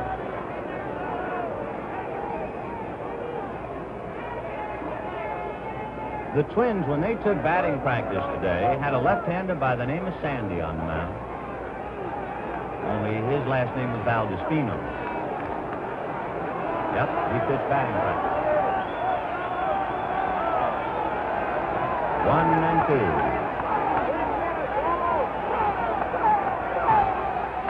Ground ball, backhanded by Gilliam to the bag for a force. Oh, what a play.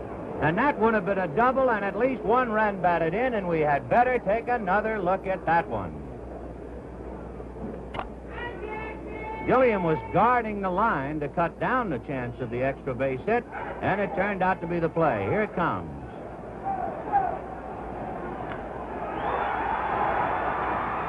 He would not have had any other play except to go to the bag. 2 out, and Joe Nozick the batter.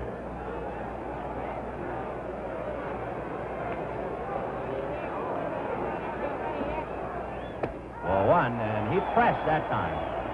That's about the second time today that Koufax did not pitch, but he threw. He forced himself on that one. Nozick has grounded to short and was involved in the rare interference play and called out in the third inning. 2 out, 2 on, 2-0 Dodgers, fifth inning. Fastball low, and he's forcing a little. He's been high and low, and he's behind 2-0.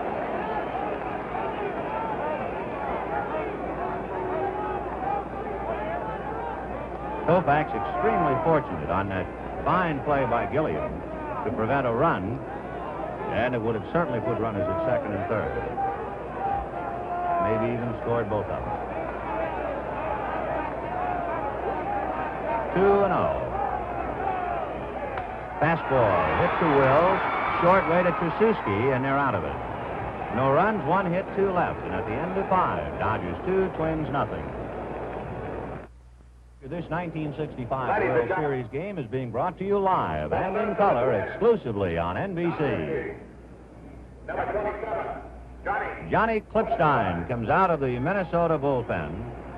John at one time in the Dodger organization and eventually came back to them and pitched for the Dodgers briefly in the 1959 World Series. Now pitching for Minnesota against the Dodgers. Jim Cott went 3 innings. A little Wild had some pitches get up on him, and Cott in 3 innings allowed 2 runs and 5 hits. Alan Worthington, 2 fine innings in relief, allowed just a walk. Oliva making a nice play. And now Clipstein. For the Dodgers, Koufax has worked 5, and he had his bacon saved by Jim Gilliam. He made that great play to take an extra base hit, at least a double, away from Zoilo Versailles.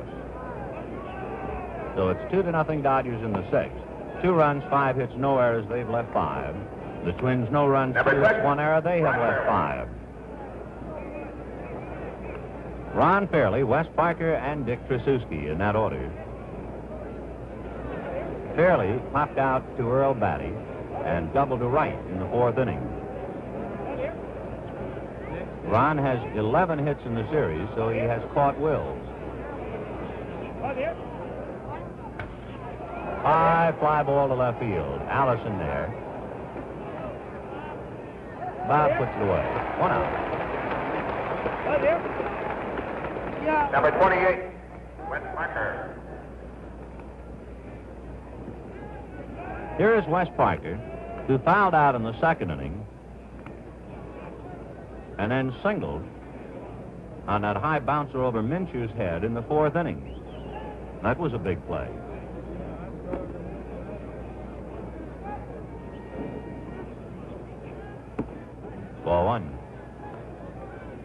When the Twins hit in the bottom of the sixth, they have Oliva, Killebrew, and Batty.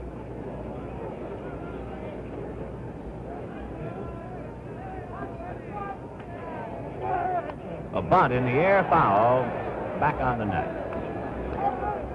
1-1. Twins bullpen busy again. Right-hander Jim Perry begins to loosen up. There he is.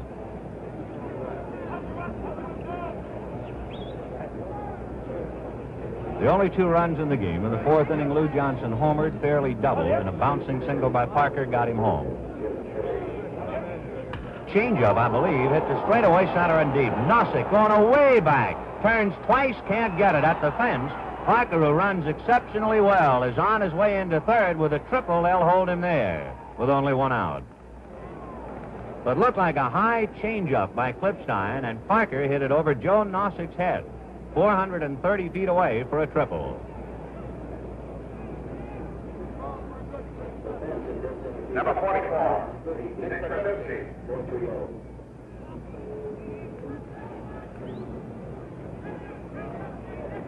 So Dick Tracewski, the batter. The Dodgers, in leaving 5 men on, twice have left runners at second and third. And the other man they left at second. Now they have Parker at third with 1 out. The infield is out.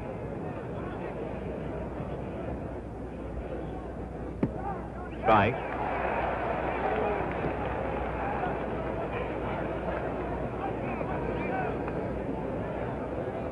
Johnny Klipstein trying to keep Parker away.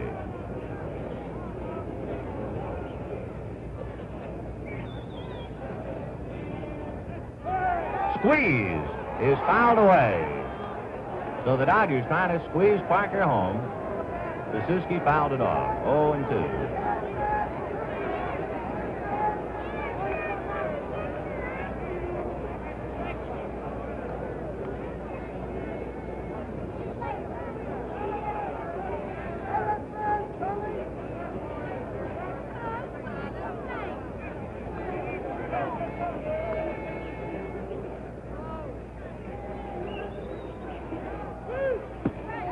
Just missed with the fastball outside. 1-2.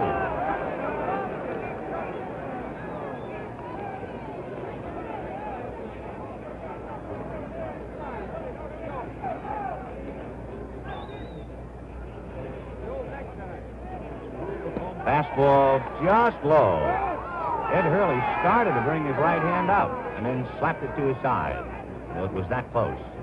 2-2.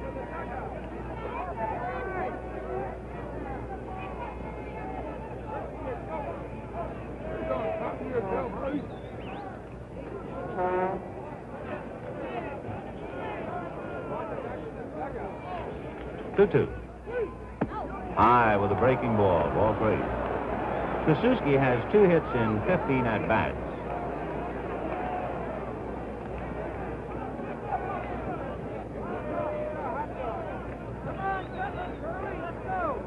Johnny Klipstein, the 3rd Minnesota pitcher. Squeeze, and he fouled it away, struck out. Rare time to see them squeeze 3-2. And he fouled it off to strike out. So Parker goes back to third. And Tracewski strikes out. Number 8. 2 down, and Johnny Roseboro, the batter.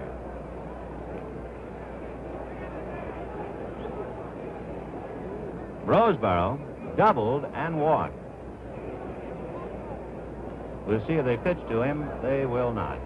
So the intentional walk to Roseboro, and that will bring up Sandy Koufax.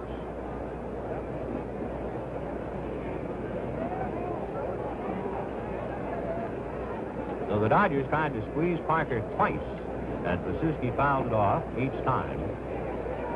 So West still at third with 2 outs. And Koufax will be coming up in a moment.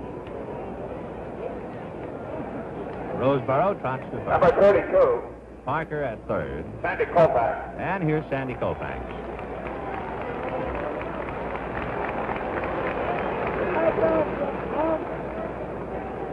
Sandy has walked. Hit back to the box. 0 for 1.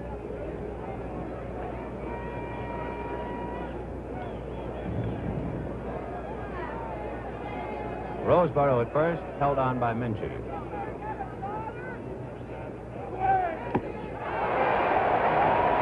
Good letter-high fastball.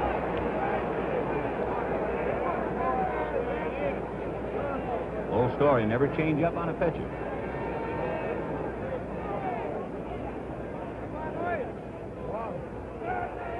Fastball. 0-2.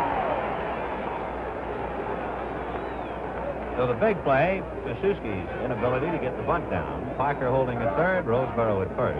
2 out, 0-2. Sandy Koufax.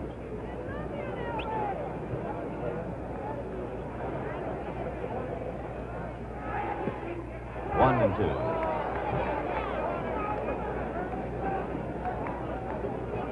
Dodgers 2 runs, 6 hits. The Twins no runs, 2 hits, and 1 error. Each side having left 5.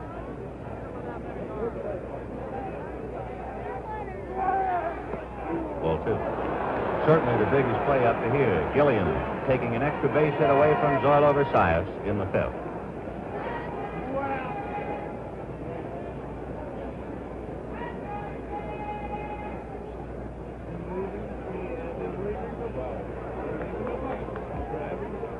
Two and two. Strike 3, and that'll do it. No runs a hit. The Dodgers lead 2. And at the end of 5.5 innings of play, Dodgers 2, Twins nothing. To see if we can't get Jim Gilliam's feelings about the 7th game of the World Series. Here's what he said before the game. This is my 6th World Series, and I don't think this is the first time that we've been into 7 games. All I know, all you can do is do the best you possibly can.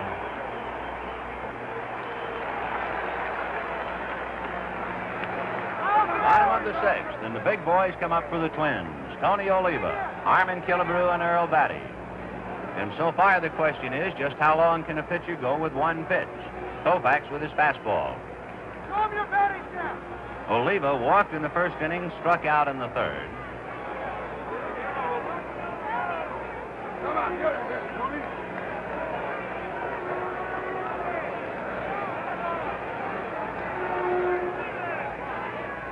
Ball 1.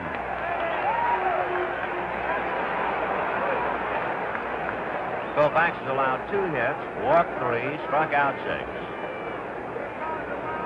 The Twins were getting to him in the 5th, except for the great play by Gilliam. Look out for that pass. Into the Twins' dugout.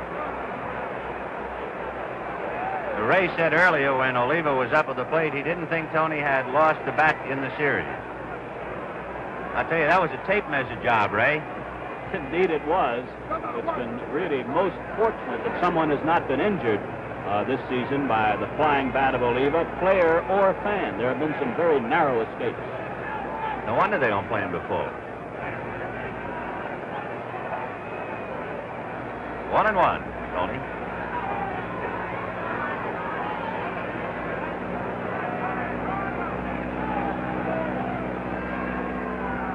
Fastball in the dirt. Ball 2. Koufax, to my knowledge, has thrown 1 changeup to Bob Allison. Maybe a half a dozen curves, only 1 of those for a strike. Everything else fastball.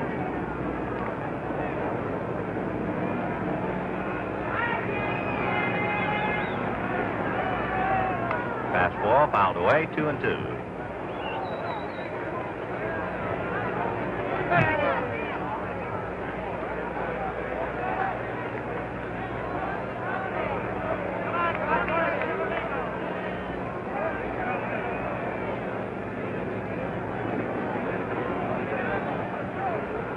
American League batting champ, 2 years running, Tony Oliva.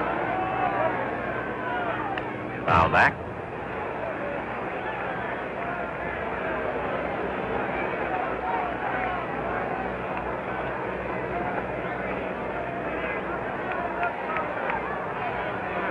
Big crowd of 50,596 taking in the final game.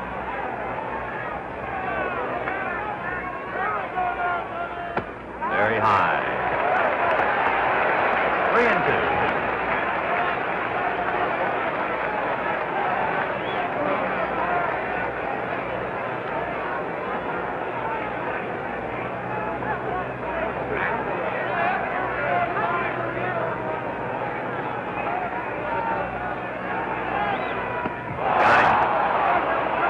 said he died of fastballs, and Koufax records his seventh strikeout.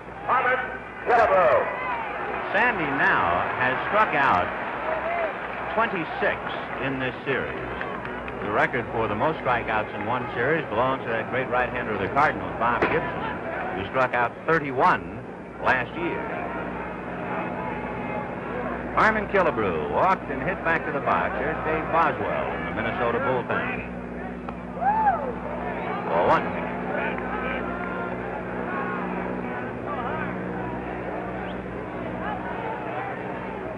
Gilliam still guarding the line.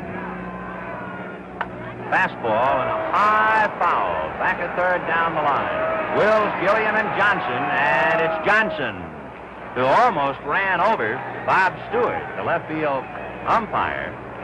And had to go around Stewart and look out for the box seats. So nice play by Lou. 2 out. And here is Earl Batty. Earl struck out in the first inning. Flied deep to right center in the fourth.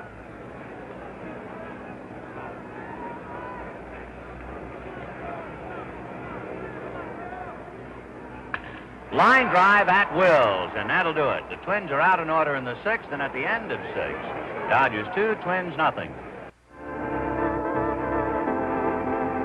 In 1951, the National League president, Ford Frick, was named Commissioner of Baseball. And now, on this day in 1965, in an official capacity as Commissioner of Baseball, he takes in his final game. The Commissioner and the American and National Leagues would like to take this opportunity to thank the millions of fans who have made baseball the tremendous success it is.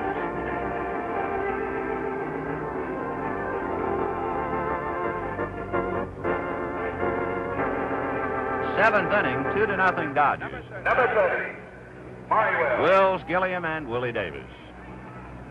Interesting to note, considering that Koufax is pitching with 2 days rest, that the Twins went after the first pitch in the 6th inning. Oliva spent some time at the plate, but Killebrew fouled out and Bally lined out. Ball one. You wonder as the game progresses whether the Twins batters will make Koufax do a little more pitching.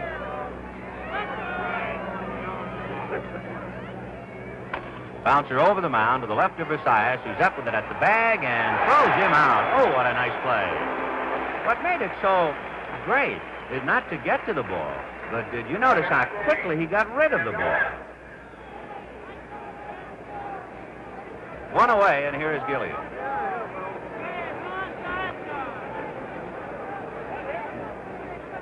Gilliam right now is the big man on that one play, backhanding what appeared to be a sense double hit by Zola Versailles in the 5th inning. And that has so far turned the game around. Strike.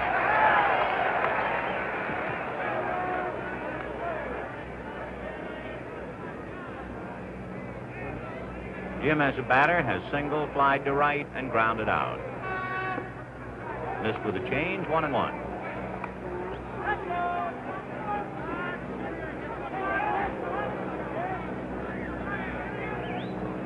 One and one to the veteran. Seems strange after his great play, but this might be his last appearance in the series. Normally, late in the game, he gives way for defensive purposes. And isn't that ironic? Ball two. In the Dodger bullpen, the left-hander is Ron Peranowski, and the big right-hander is Johnny Purdon.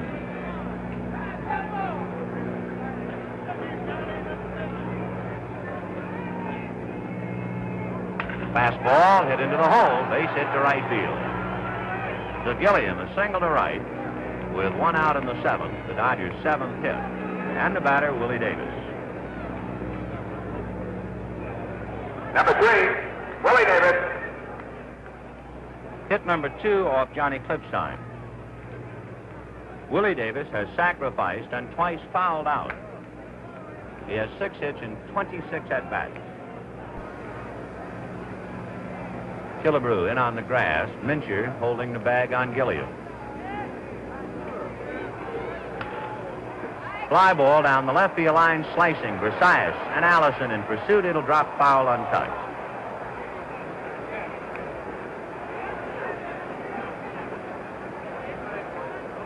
Gilliam back to first. 0-1 to Willie Davis. 2 runs, 7 hits, no errors for the Dodgers. They have left 7 men. No runs, 2 hits, 1 error for the Twins. They have left 5. We're in the 7th inning. Willie checking with Preston Gomez.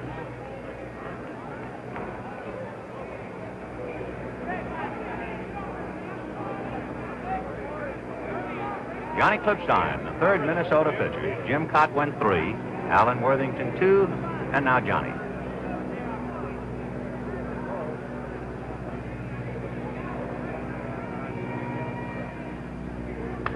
Another foul. Down the line, out of play. 0-2.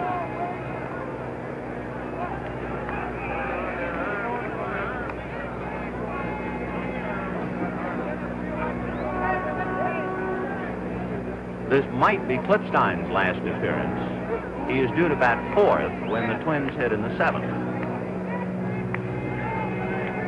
1 out. Breaking ball missed. 1-2.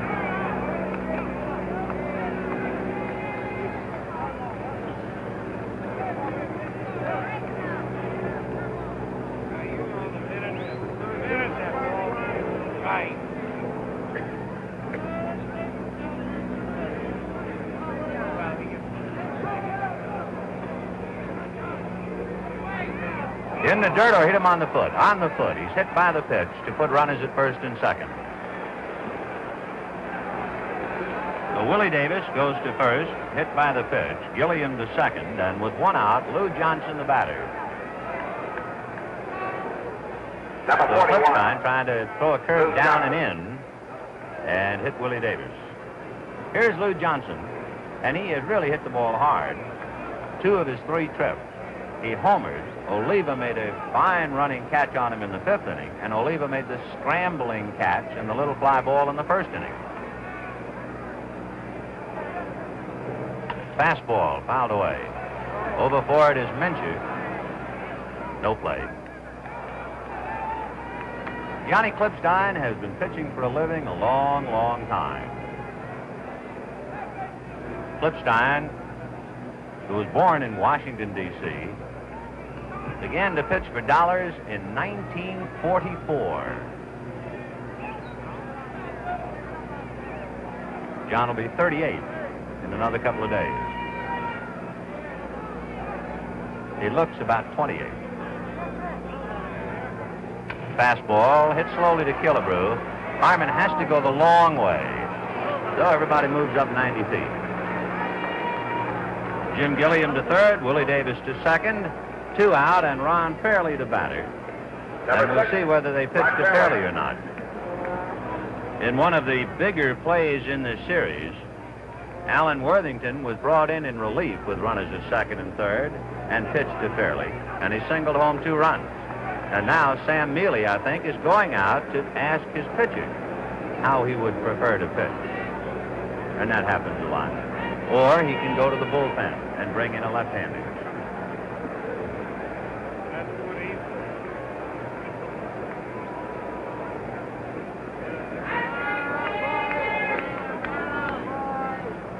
Merritt, number 26, is coming in. So Sam was burned once. This time he'll go to the percentages.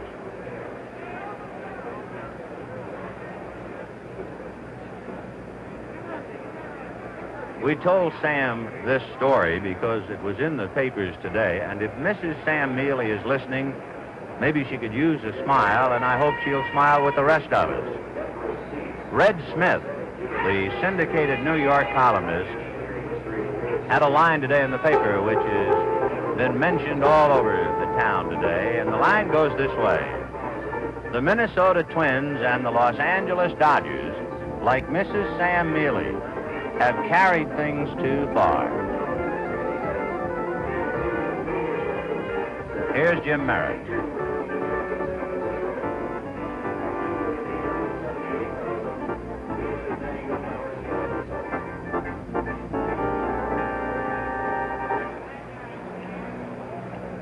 Ladies and gentlemen, for the Twins. Now pitching.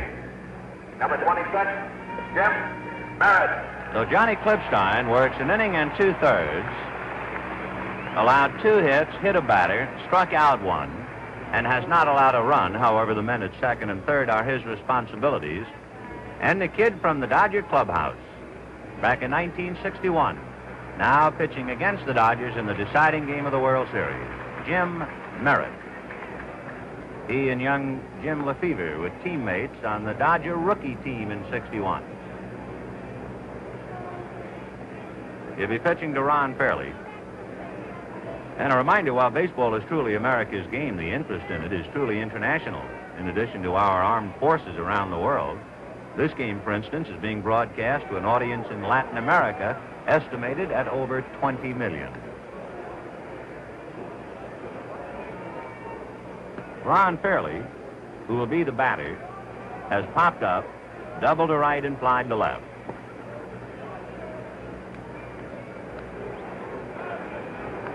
So Jim Merritt is ready. Jim making his second appearance in the series. Fairley has 11 hits in the series. Merritt worked 2 innings and allowed 1 run. 4-1. Gilliam at third. Davis at second. 2 out.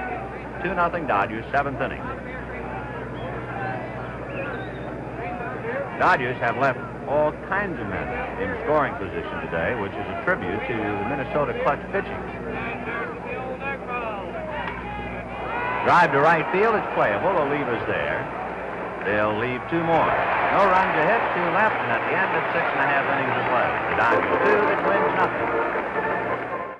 A reminder, Chrysler presents a Bob Hope comedy special next Wednesday evening at 9, 8 Central Time. Guests include James Garner and We 5, with special attraction Carol Lawrence and special guest Phyllis Dillard. Bottom of the 7th, 2-0 Dodgers in a crowd of 50,000, having completed the 7th inning stretch. Bob Allison, Don Mincher, and Frank Quillisi.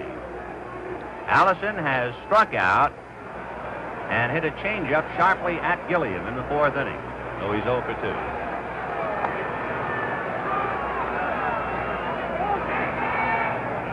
Curveball hit to the hole. Wills a long throw to makes it. So that's one of the rare curveballs that he has thrown. 1 away. Number 5, Don Mincher. And again, that's another member of the Minnesota Twins hitting the first pitch against a pitcher working with 2 days rest. Mincher has struck out and fouled out, 0 for 2.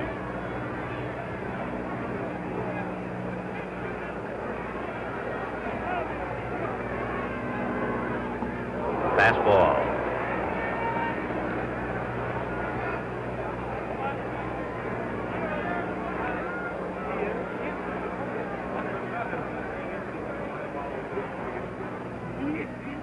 Another fastball, same spot, in on the hands.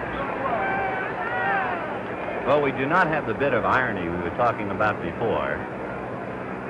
Jim Gilliam still at third base here in the 7th inning.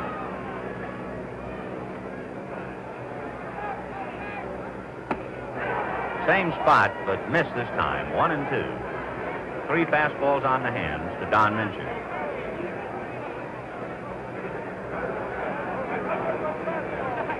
One and 2. Half swing, he held up. 2 and 2.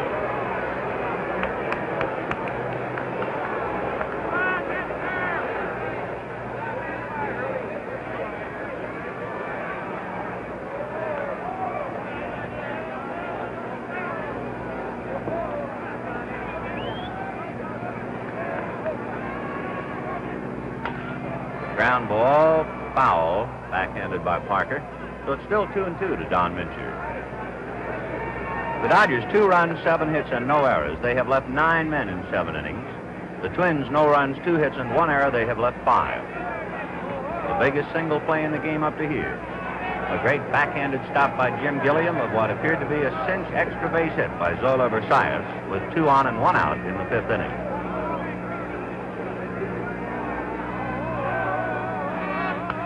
Fouled away. So Mincher is making Koufax work. Allison hit the first pitch.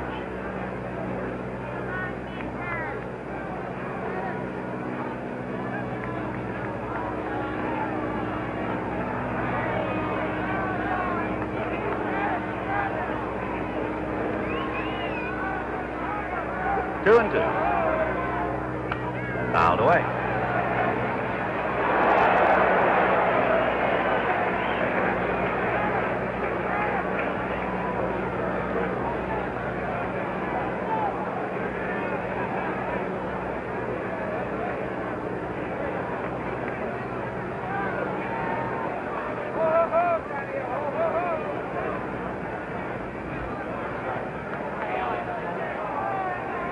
Two balls and two strikes to Don Mincher.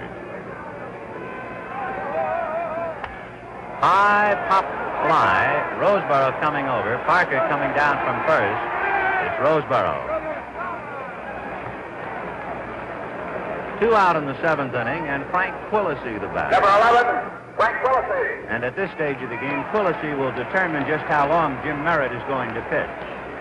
If Quillisi makes out, Merritt pitches the eighth. If he gets aboard, he'll no doubt hit for the pitcher. 2-0 Dodgers, bottom of the seventh.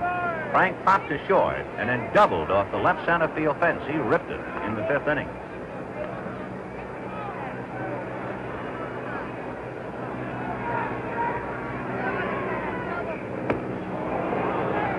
He appeared to be trying to take a shot to right field.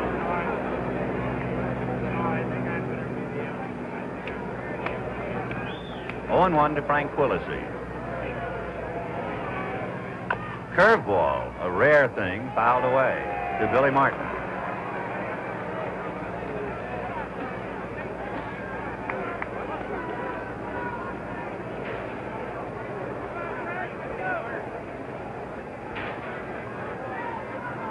Oh, 0-2 to Quillisi.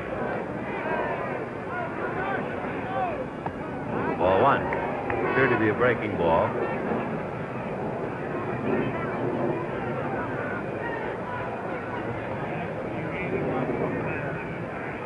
One and two. Another breaking ball for sure. So two high curves, and the count 2-2.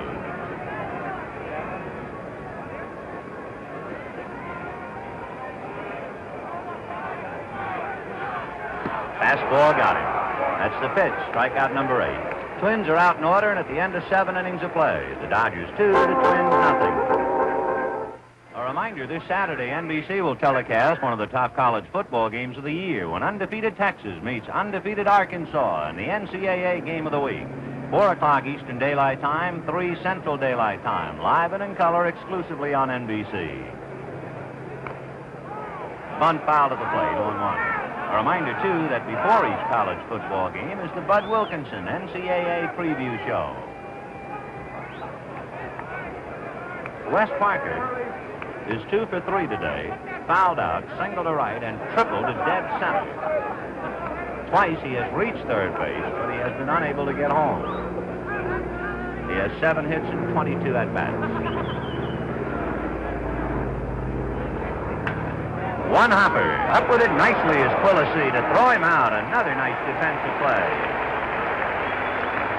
So Frank Quillisi short hopping on a ball hit to his glove side. 1 away.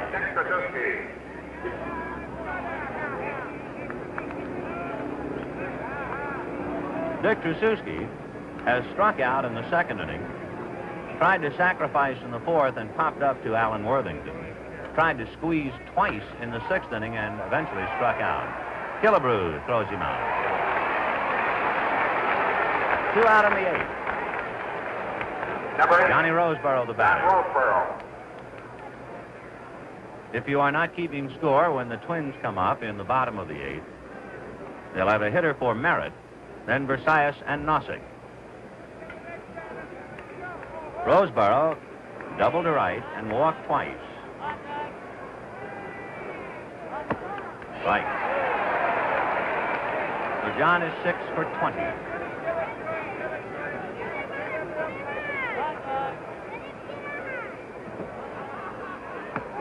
Oh, boy.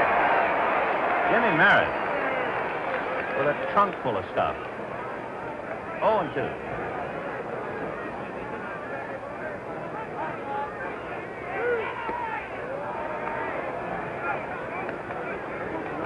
The Dodgers knew they had a dandy, but under the baseball law, there wasn't very much they could do about holding Merritt, and they lost him to the Twins. But they know a big one got away. Out of batter's middle. Still 1-2.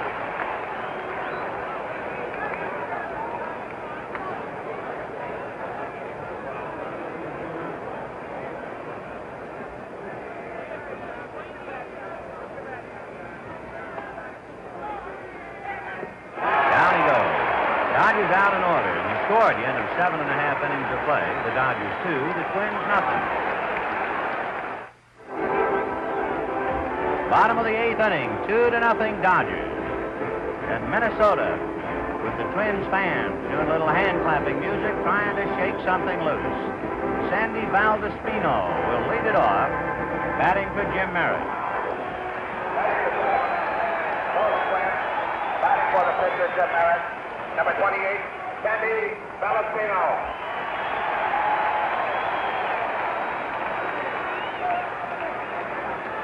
Valdeспino is 3 for 10 in the series.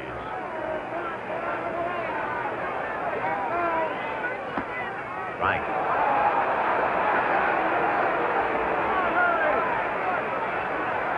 Valdeспino faced Sandy Koufax in Los Angeles and singled.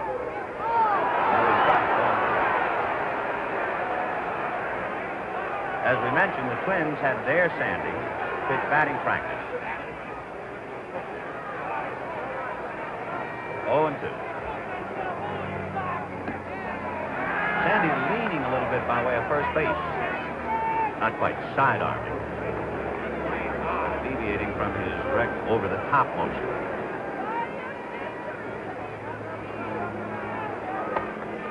Very high. Fastball got away, 2-2.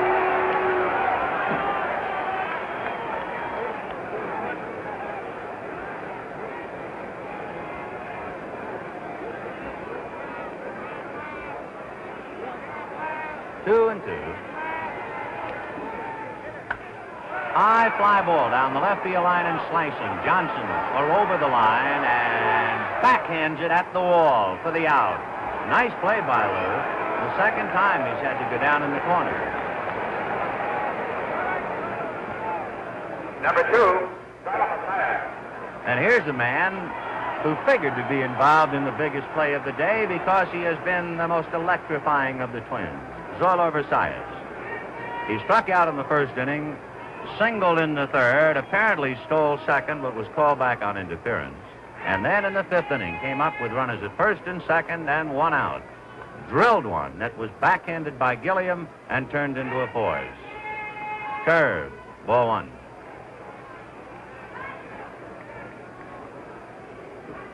In the Dodger bullpen, Don Drysdale and Ron Perinoski. Fastball, 1-1. Joe Nosek on deck.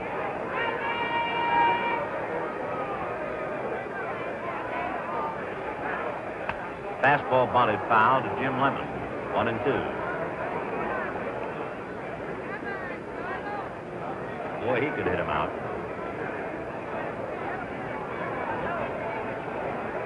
1-2 to Zoilo.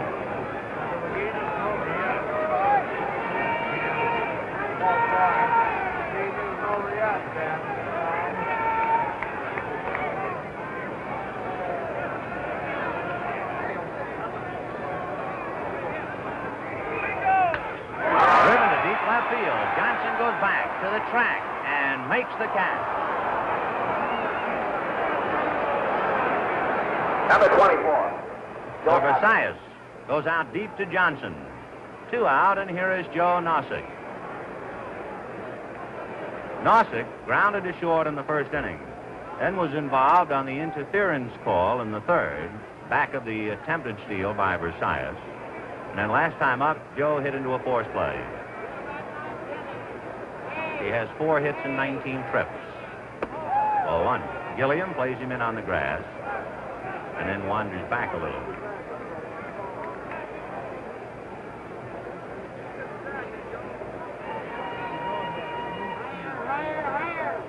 Fastball foul back. 1-1.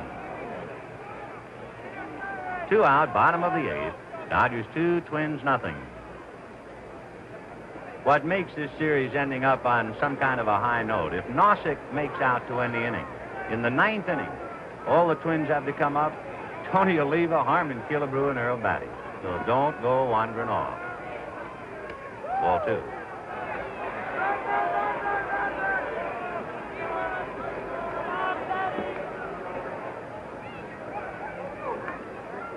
The Dodgers in the 9th will have Koufax to lead it off, then Wills and Gilliam.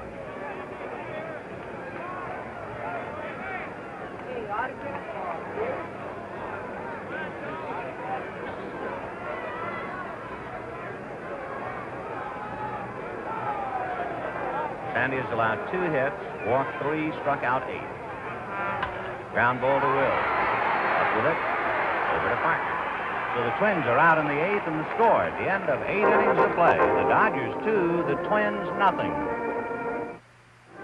And so we're finally face to face with the 9th inning of the 7th game of the 1965 World Series. The totals through 8.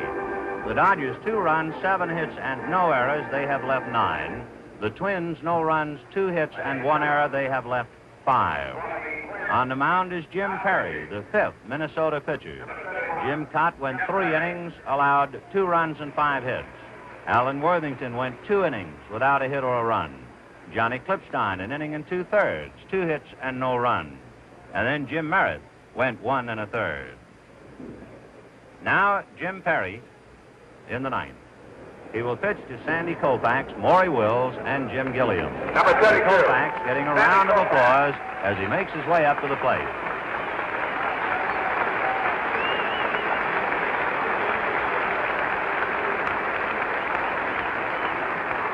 Sandy, as a batter, walked in the 3rd inning, hit back to the box in the 4th, struck out in the 6th. He has 1 hit in 8 at-bats, and the hit was good for a run batted in.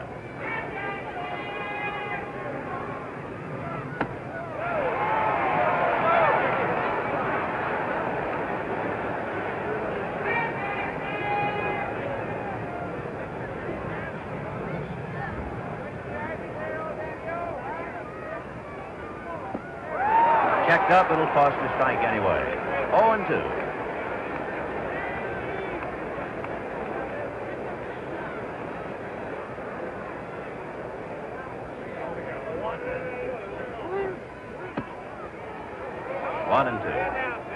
Sitting here looking at the 9th inning, there's Dave Boswell loosening up in the bullpen.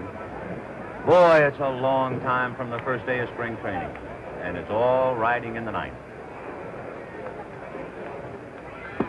Down he goes. 1 out in the 9th, and Maury Wills the batter. Number 30. Struck out, grounded out twice, and fouled out. Maury 0 for 4.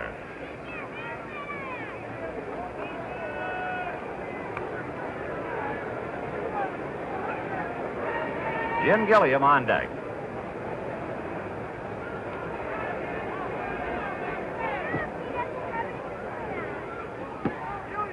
Strike.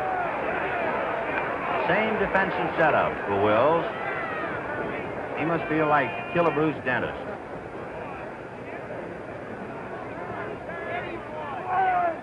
He bunts anyway. Foul. 0-2. Well, Harmon now with 2 strikes. Goes back to the edge. Wills occasionally this year has tried to bunt with 2 strikes.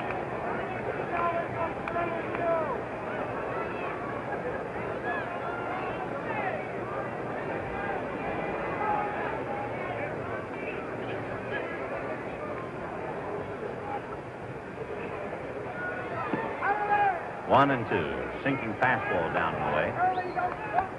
Don't forget, bottom of the 9th inning for Minnesota, they have Tony Oliva, Harmon Killebrew, and Earl Batty.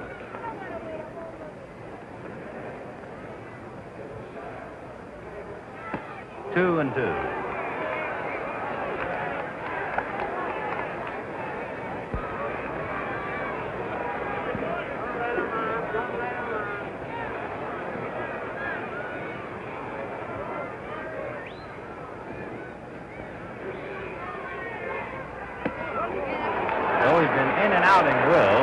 down all the way.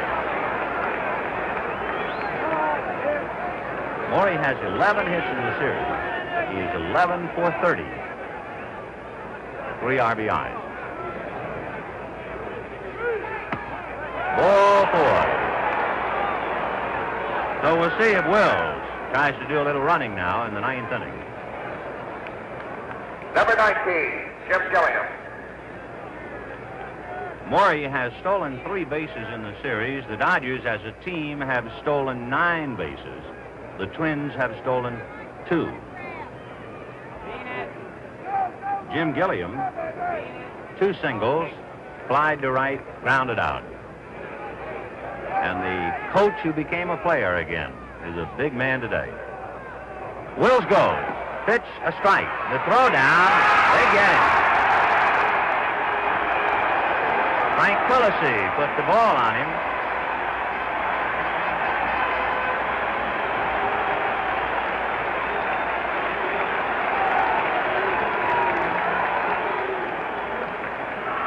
There it is. Second base umpire John Flaherty of the American League. So 2 out in the 9th, 2-0 Dodgers, 0-1 the count to Gilliam.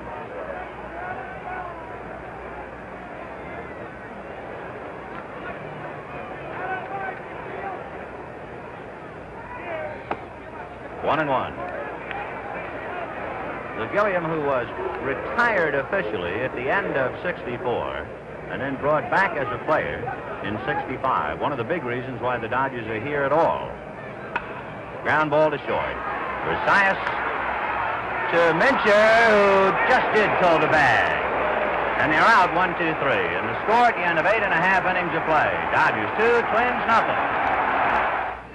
A defensive change for the Dodgers in the last of the 9th.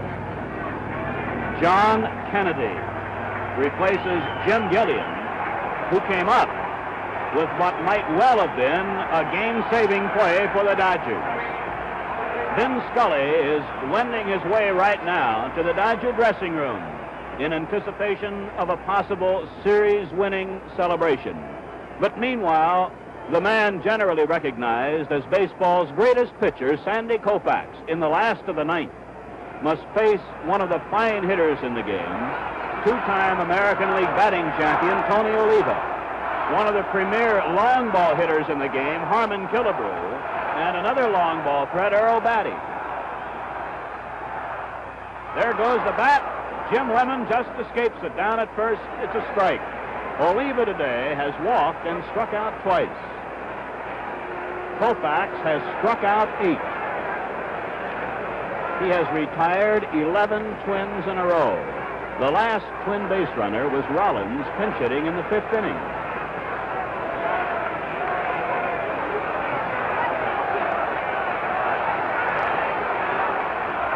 Two runs, 7 hits, no errors, the Dodgers. No runs, 2 hits, 1 error, the Twins. 50,596 looking on in person. This is a Metropolitan Stadium record crowd. In addition to all of you good folks joining us on television. The Dodger outfield is shaded to the left.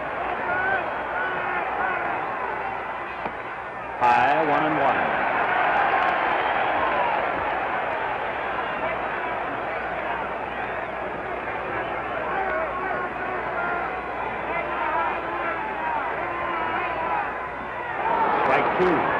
Koufax has shut out the Twins now through 17 innings. He shut out on Monday when he allowed only 4 hits, and through 8 innings today. But today it took a tremendous defensive play by Jim Gilliam. Ball and 2 strikes to Oliva.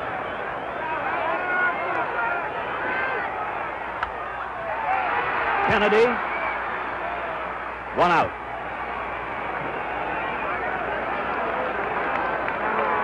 12 in a row retired by Koufax. Here is Killebrew. Walk in the 1st. Hit back to the mound in the 4th. Fouled out to Lou Johnson in the 6th on a fine play near the stands.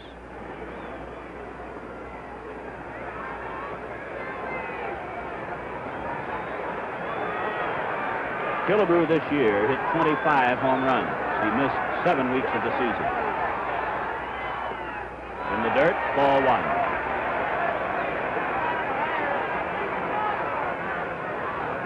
The Dodger outfield is deep and around to the left.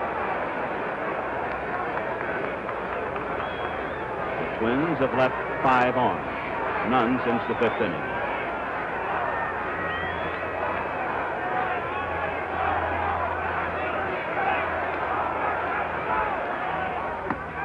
Strike, 1-1.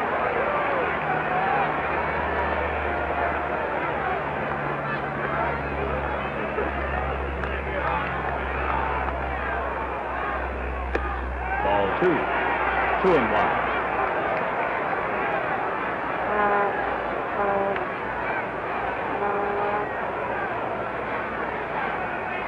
There is continuous activity in the Dodger bullpen.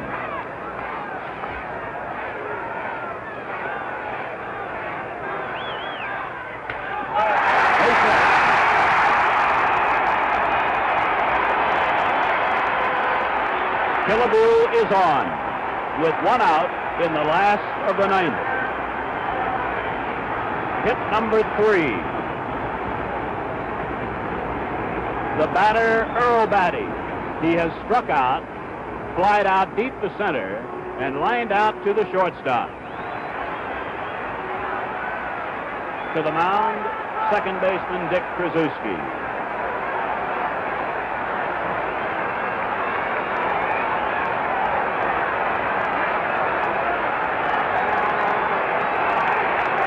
Kennedy is practically astride the line at third. The Dodgers will give up anything in the hole. They do not want to give up a possible extra base hit down the line. Strike 1.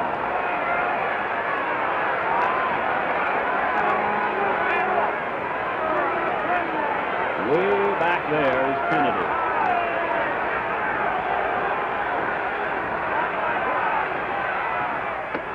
Strike 2. On deck is Bob Allison.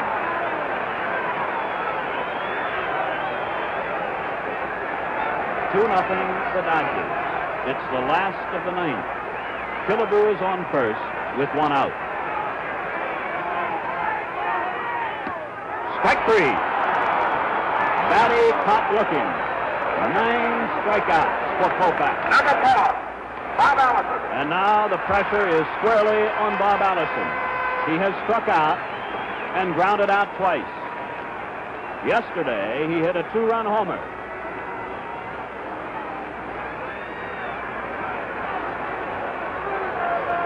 The outfield is deep and shaded to the left.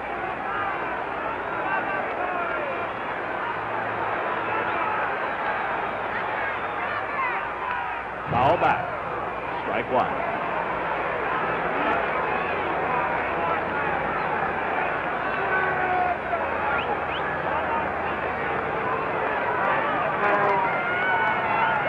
The wind is blowing gently to left at about 10 miles an hour.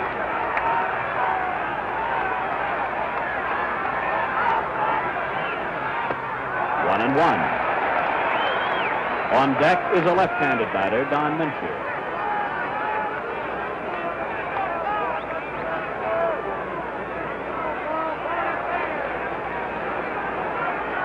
Just about every honor that a pitcher can receive has come to Sandy Koufax.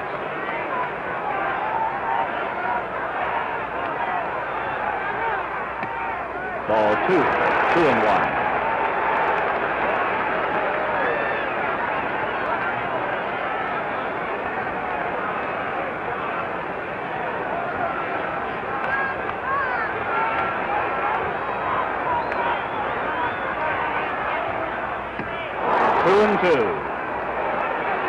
Koufax reaching back. And so far today, every time he has had to reach back, he has found what he needed. Twins third base coach Billy Martin facing. Ball 2, strike 2, 2 out. Killebrew on first. Dodgers leading 2-0. A step off.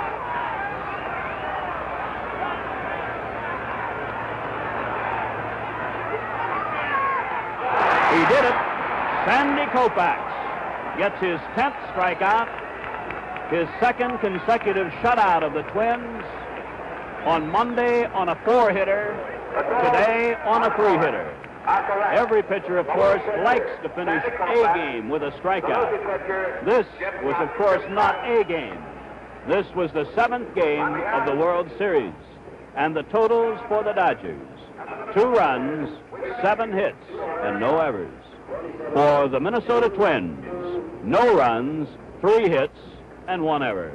And so the two teams, picked by practically no one to be playing in the World Series, carry it down through 7. And the Dodgers have won the 1965 World Series. Koufax is the winner. In this series, he has won 2 and lost 1. He scored the 1 shutout in Dodger Stadium, where every pitcher likes to pitch, and the shutout today in Metropolitan Stadium, where very few pitchers like to pitch. Jim Cott, the loser, worked 3 innings, was followed by Al Worthington, Johnny Klipstein, Jim Merritt, and Jim Perry. Koufax won it, Cott lost it. As these same 2 pitchers duel for the 3rd time in the World Series. As it turned out, Lou Johnson's home run in the 4th inning was the only run that Koufax needed, but they scored another in the same inning, and a double by Fairley, and a bouncing single over first into right field by Wes Parker. So the Dodgers are the world champions, defeating the Twins in this final game by a score of 2-0.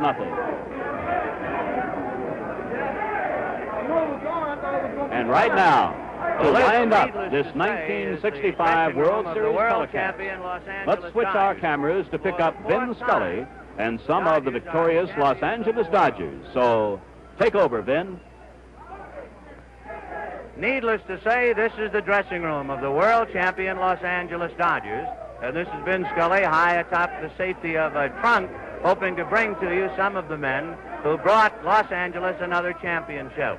In 1959, the Dodgers brought the championship to Los Angeles. In 1963, the Dodgers brought the championship to Los Angeles. And in 1965, they have done it again. We will meet some of those men just as soon as, let's say a little calm prevails. One of the toughest parts of the World Series was played right here in the dressing room. And maybe next time we'll have a camera here, as Jim Gilliam, who was so important in the victory, sat and watched the 9th inning on television. But here's the fella who gave the Dodgers the championship. Sandy, in Los Angeles, when you pitched your 7-0 shutout, you were quoted as saying after the game, "I feel 100 years old." So today, how do you feel? 101. 101. I feel great, Vinny. I know I don't have to go out there anymore for about 4 months. Sandy, it appeared from upstairs that your fastball was really your only pitch for quite some time. Yes, it was. I don't know what it was today. I didn't have the curveball at all, and I wasn't getting it over, and I just stayed with the fastball and tried to get it in pretty good spots, and when I got the lead, I tried to keep him from pulling the ball if I could. When Jim Gilliam sat here in the 9th inning and watched you on television, he turned and said to me, he looks like a fighter who has been hit and is now fighting on instinct. Is that over-dramatizing, or were you that tired? No, I'll tell you, I feel like I was a little bit more tired in the last ball game I pitched here, and I know I was more tired the day we won the pennant against Milwaukee, but I think it was a lot hotter in Los Angeles, and the cool weather keeps you from tiring a little bit. I felt like my fastball the last 3 or 4 innings was as good or better than it was early in the ball game, which I really didn't expect on 2 days rest. I figured by the end of the ball game I'd have to go to the curveball.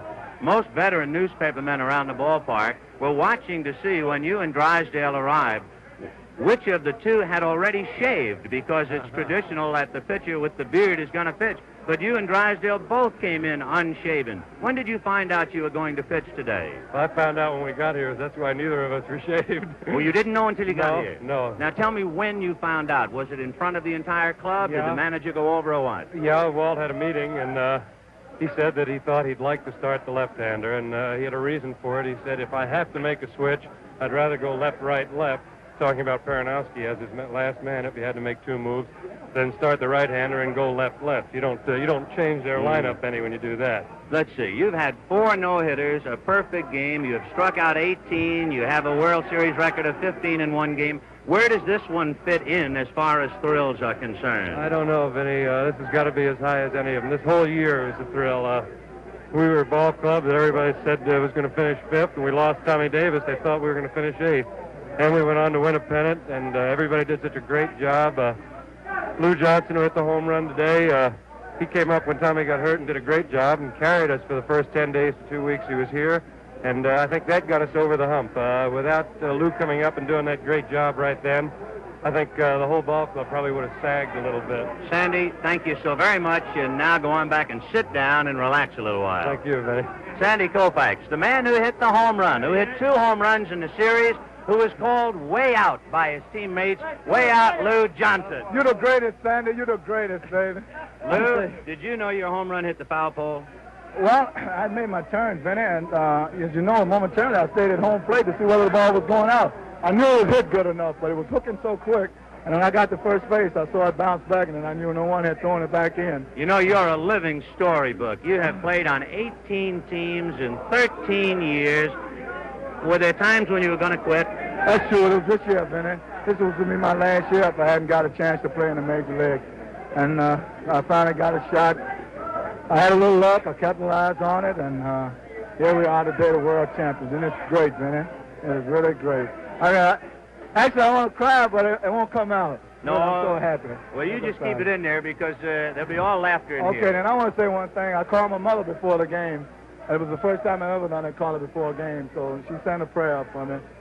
My family, I know they all was pulling for me. My wife and the kids. So this is it. It was such a long time coming. That's Congratulations. Thank you. Now Thank go on you. over and savor that victory. Okay, then. Lou Johnson, who hit the home run. There are so many, of course. We can see Don Drysdale over by the table. And right here, the president of the Los Angeles Dodgers, Mr. Walter O'Malley. And where does this one fit in? You are now the president of a club that has been the champions 4 times, once in Brooklyn, 3 times in Los Angeles. How does this one rate? Just wonderful. Another Elsa one, Vinny. You never know what's going to happen with these boys. I wish it could have been finished in Los Angeles so all our wonderful fans out there could have been in on the end of it. But they got the picture, and it was a great series. We're very proud of our manager, our team, and Buzzy, and you, Vinny, and Jerry, too. All the best. Thank you very much, Mr. O'Malley. Let's meet the head of the Dodgers, the man who sat quietly along. Well, before that, we'll have the president of the National League, Mr. Warren Giles. Mr. Giles? Oh, it was great. Just great. I can't say too much about it. Just Well, it wonderful. was typical, I guess, of the way the Dodgers have played all year, that the tying run was at the plate. Oh, dear, it worried me. I tell you, I was shaking all during the ball game. It was that kind of It a was pennant one race. of those, Congratulations to you, sir, and to your league. Oh, it was great. We were so glad to have a team and an organization like the Dodgers representing us in a great series. Thank you. Well, I know one man who kept his outward calm anyway, and that is the manager of the world champion Dodgers. You have managed 4 champions, and you indeed deserve a round of applause, and you're getting it, and congratulations, Walter. Thank you, Billy. This was a tough one, and that other club out there is pretty good, too. They came within a very short 2 runs of maybe tying us or winning us, and they've got a great ball club over here, and it makes us very happy to win, of course, but I think you got to give the other club a lot of credit. Walter, you went out to the mound once in the game to talk to Koufax. Did the thought enter your mind to lift him? I thought that Sandy was strong and good all the way through. I had no intention of taking him out when I went out there. I just wanted to be sure that he wasn't trying to reach back and get a little extra. He was in a little trouble, and sometimes pitchers want to reach back and get a little extra, and that's when they become high and hang the curveball. And I just more or less said to him, well, just be a pitcher normal way, and we'll be all right. You had a tremendous decision to make. Should you pitch Sandy Koufax or should you pitch Don Drysdale? You've already explained the thinking behind it, but how long did it actually take you to make the decision, really? Benny, this, as I said before the game, this is one of the toughest decisions I've made all year, maybe even in my baseball history. But either way I went, I had a pretty good chance of being right, and I'm glad that Sandy pitched a great game. Don pitched 9 innings in the bullpen. He was ready in every inning, but we didn't have to use it. Congratulations. Thank you. Well, that's the story. Needless to say, they're wild, ecstatic, euphoric, you name it, in the world champion Dodger dressing room. Now, let's go up to the quiet of the booth. Right, Vin, and it is a quiet booth here at Metropolitan Stadium as the folks slowly leave this ballpark on a day that the weatherman dictated would be a very beautiful day for baseball. A dramatic World Series, and in particular a dramatic seventh game. For all of us here with NBC to send the game to you good folks, we'd like to say our special thanks from NBC Sports to the Commissioner of Baseball, Mr. Ford Frick, to the league presidents, Joe Cronin, President of the American League, to Warren Giles, the President of the National League, to the President of the Los Angeles Dodgers, Mr. Walter O'Malley, to his General Manager, Buzzy Bavasi, and to the President of the Minnesota Twins, Mr. Calvin Griffith. We thank all of these good folks for their wonderful cooperation. We tell you this game is authorized under television rights granted by the Commissioner of Baseball solely for the entertainment of our audience, and any publication, reproduction, or other use of the pictures, descriptions, and accounts of this game without the express written consent of the Commissioner is prohibited. Any commercial or other use of the program, such as by charging admission for its showing, is similarly prohibited unless authorized in writing by the Commissioner. Well, folks, the 1965 World Series is over. But remember, on New Year's Day, it'll be the 1966 Rose Bowl game exclusively on NBC.